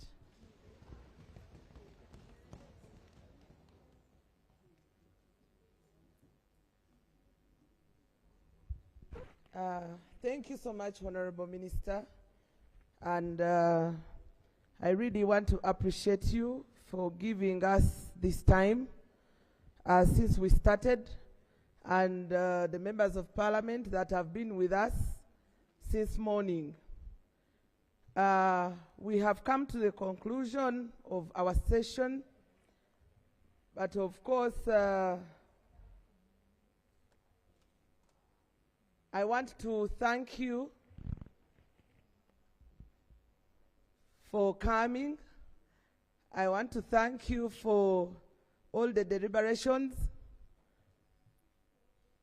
Honorable Speaker, I want to talk about you, but the way I talk about you in the capacity of a Speaker of Parliament, when you came in this house as a Speaker of Parliament, of the 11th Parliament, you made a statement and said, this is a people's parliament. Some of us who were watching on TV, we didn't understand what you were talking about. Today, we've come to realize that this is the people's parliament. You've brought the women leaders to the corridors of power. We are rubbing shoulders with people with power. The honorable members before you are grassroots women. These are women who are working for other women in their districts without even a pay. We are so grateful that you've given us an opportunity to come here and sit where you sit, where ministers sit, where members of parliament sit, and debate issues. I want to inform you, Honorable Speaker, that we have concluded the order paper. We've had a statement and 4 motions were passed, and the resolutions are here. We are going to hand them over to you. So we cannot thank you enough. Who of these women will ever forget you? The Right Honorable Anita Annette Among Magogo Nalongo. We cannot take this opportunity for granted. Thank you so much for bringing us together. The old, the young, the PWDs, all the categories have been captured very well. We can't thank you enough, and no one can take this opportunity for granted. Our prayer is that you stay long. We ask God to give you more twins. And it is at this time, the girls now. The honorable members are saying after the 2 boys, now they want the 2 girls. Inshallah. So it is at this time that I give you an opportunity to speak to your women. Thank you, and we cannot thank you enough. Allow me to stand when you're talking before the speaker. It is always very important to stand out of respect and decorum of the House. Honorable members, first I want to thank you so much for the deliberation that you've had. As I left you here, I was watching what each and everybody was saying. I was watching, and the whole of Uganda is watching and has been watching your deliberations. You're now going to be the change agents of this country.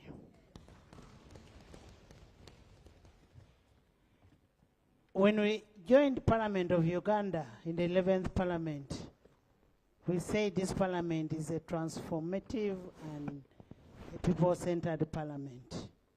And indeed today, we have seen the people-centered Parliament in the Parliament of Uganda. We as Parliament of Uganda, 11th Parliament, we will never walk alone. We'll always walk with our people behind there. You know, I'm a lover of Liverpool, so we'll never move alone. And one thing I want to assure you, that we remain indebted to the women of this country. Who are we to invite you and you come over to sit here the whole day to deliberate issues concerning a woman? That leaves a mark in this country.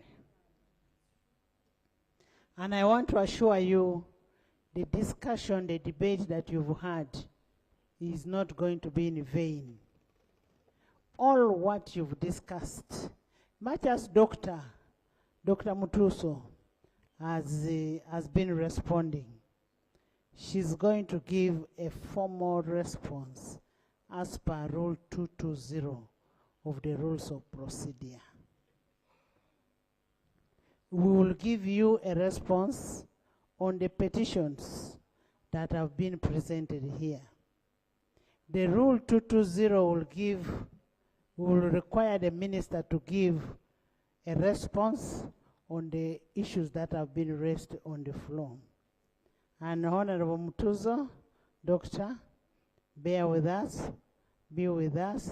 I know you're a love of women. You're passionate about your work. And where need be, this is a powerhouse. This is a powerhouse. And we'll always make sure that a person who is always happy down there is a woman. 90% or 99% of the responsibility in a home all relies on a woman. When a kid has not gone to school, the man will come back. Why hasn't this kid not gone to school? When there's no food at home, a man will come, where is food?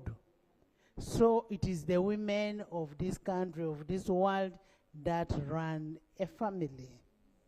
And because you're such important people in society, that is one more reason why we must uphold you and really pay tribute and say, the Ugandan women forever will be there for you. We will support you. We are action-oriented people. Dr. Mutuso has already talked about the Women's Day. Dr. Mutuso, I will invite you and you come and we discuss that and we see how we handle it. I will receive the petitions, the resolutions that arose out of the motions of today. It is out of those resolutions that will subject it to Rule 220 for an action taken. And that action taken should be given to you people at an appropriate time, and not so long. We need them as soon as possible. Dr. Mutuso, we've been answering So many people have been asking questions about the GROW project. Please, please, please, please, go and understand, study it, and give a feedback to the women. The women who are here will not be piecemeal. These are representatives of the people out there, so many people out there. So the best thing is for you to call these people one time and give them information about the GROW project or actions, and or give them accountability of the GROW project. That would satisfy the people outside there. I also want to retaliate on the issue of synthesizing people on the laws that we make as a country. I loved what Honorable Mutuzo said, that you can own land, you can own property. The problem that we have is that we do not create awareness of the laws that we pass. We have passed very good laws in this house, but the problem is the people outside there don't know what law has been passed. So it is high time we make sure that the people out there get to understand the laws that have been passed, the implications that it has. Because if you talk about a consent age of 18, as it was raised by one of the members, you know, when you're making laws, you don't make one law in isolation. It must be in conformity with another law. So if the other law is talking about 18, you don't contradict. So we need to create awareness to our people for them to be able to understand what is happening. But that said and done, I want to thank you so much. The Speaker of the House today, Hajat, Right Honorable Hajat, and the Right Honorable Deputy, you are very incredible people. You've done a great job. We as the women of Uganda, we are proud of you. You've done a very good job, and we'll still have a women's parliament. We'll still have it. And there we are bringing women nearer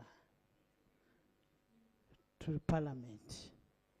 Or we are taking parliament to the women or to the people. And that said, I want to wish all of you Janemas is back home.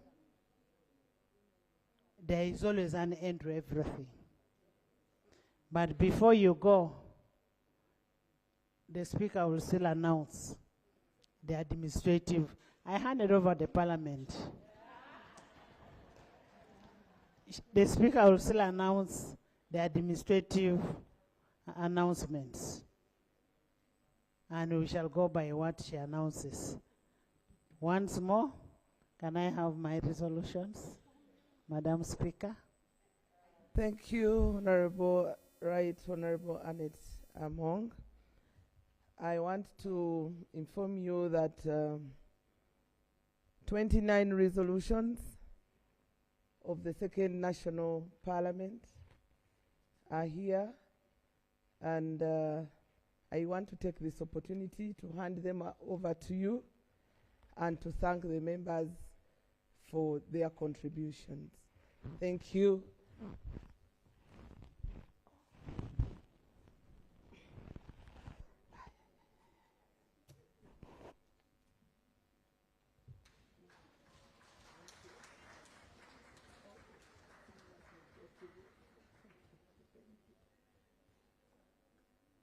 So at this point,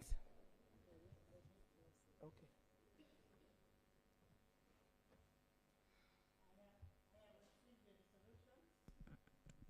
I have received the resolutions, and I was very happy with what you whispered, that you've seen what I go through. It's a good thing for you to feel what other people feel. Before you start criticizing the other, you should know what we go through. True. I want to thank you. And as I promised, we will act on these resolutions. Thank you.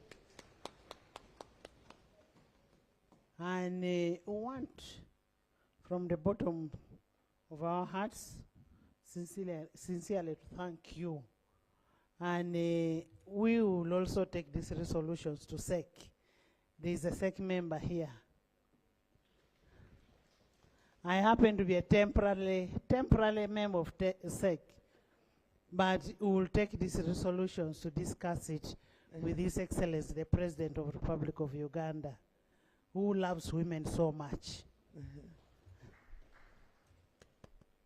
And as we conclude, may the good Lord greatly and richly bless all of you and be with you throughout as we try to struggle and build the nation that we want.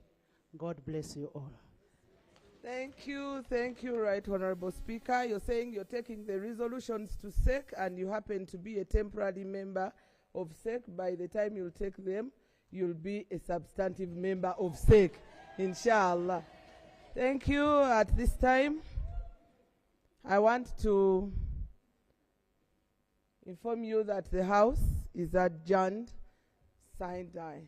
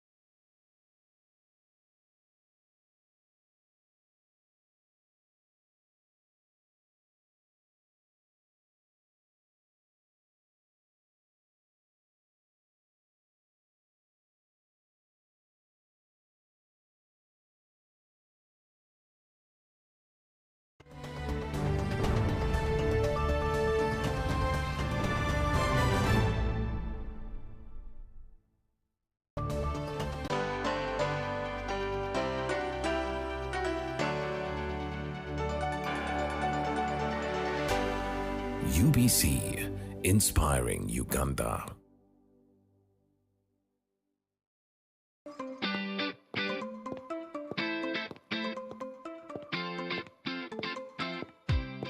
International Women's Day is celebrated annually on 8th March. It is a time to reflect on progress made, to call for change and to celebrate acts of courage and determination play by women. On Saturday, 8th March, Uganda will join the rest of the world to commemorate International Women's Day.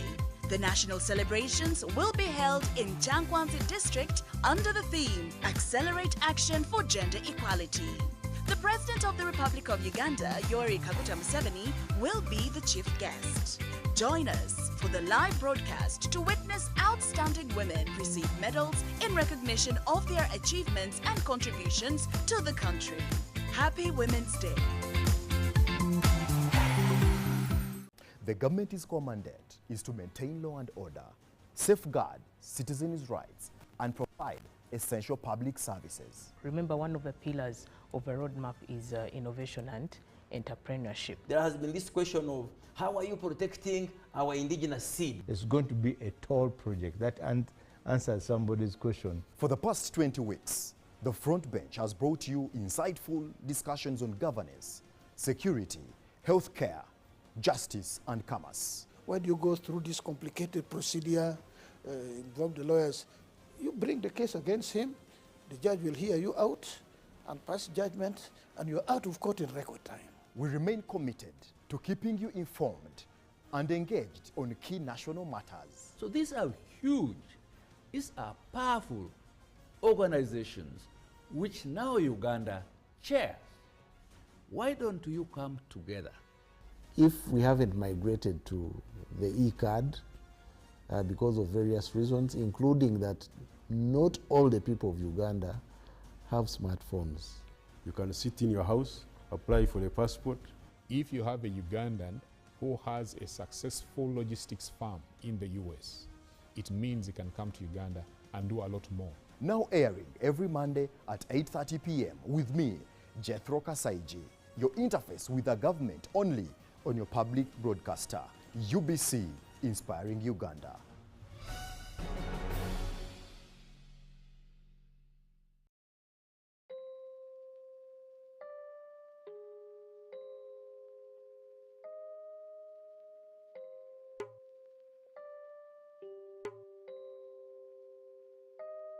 $20 million shillings.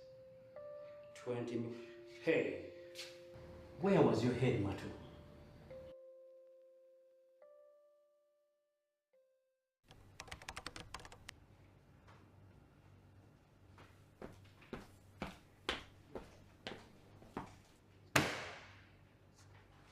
I've sent you 2 briefs from Somalia. They have a big event this Sunday, and they need those banners and flyers ready by Sunday morning and delivered to them. Plus, it's about 12 designs on addressing mental health challenges. How many people on this assignment? What has the assignment I gave you got to do with anything else? Calm down. We asked him here to give us his side of the story. Let us hear his side of the story. But why are you being so fake, you guys? We are 2 in this department. You have dialed a wrong number. I'm even entering my village right now. No, please, I am not an orphan. I can't work over the weekend for 700,000 a month. No, please. In fact,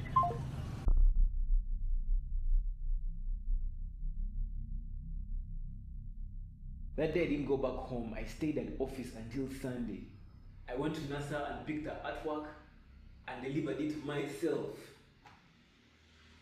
I didn't sleep the whole week after that. All those days I was coming.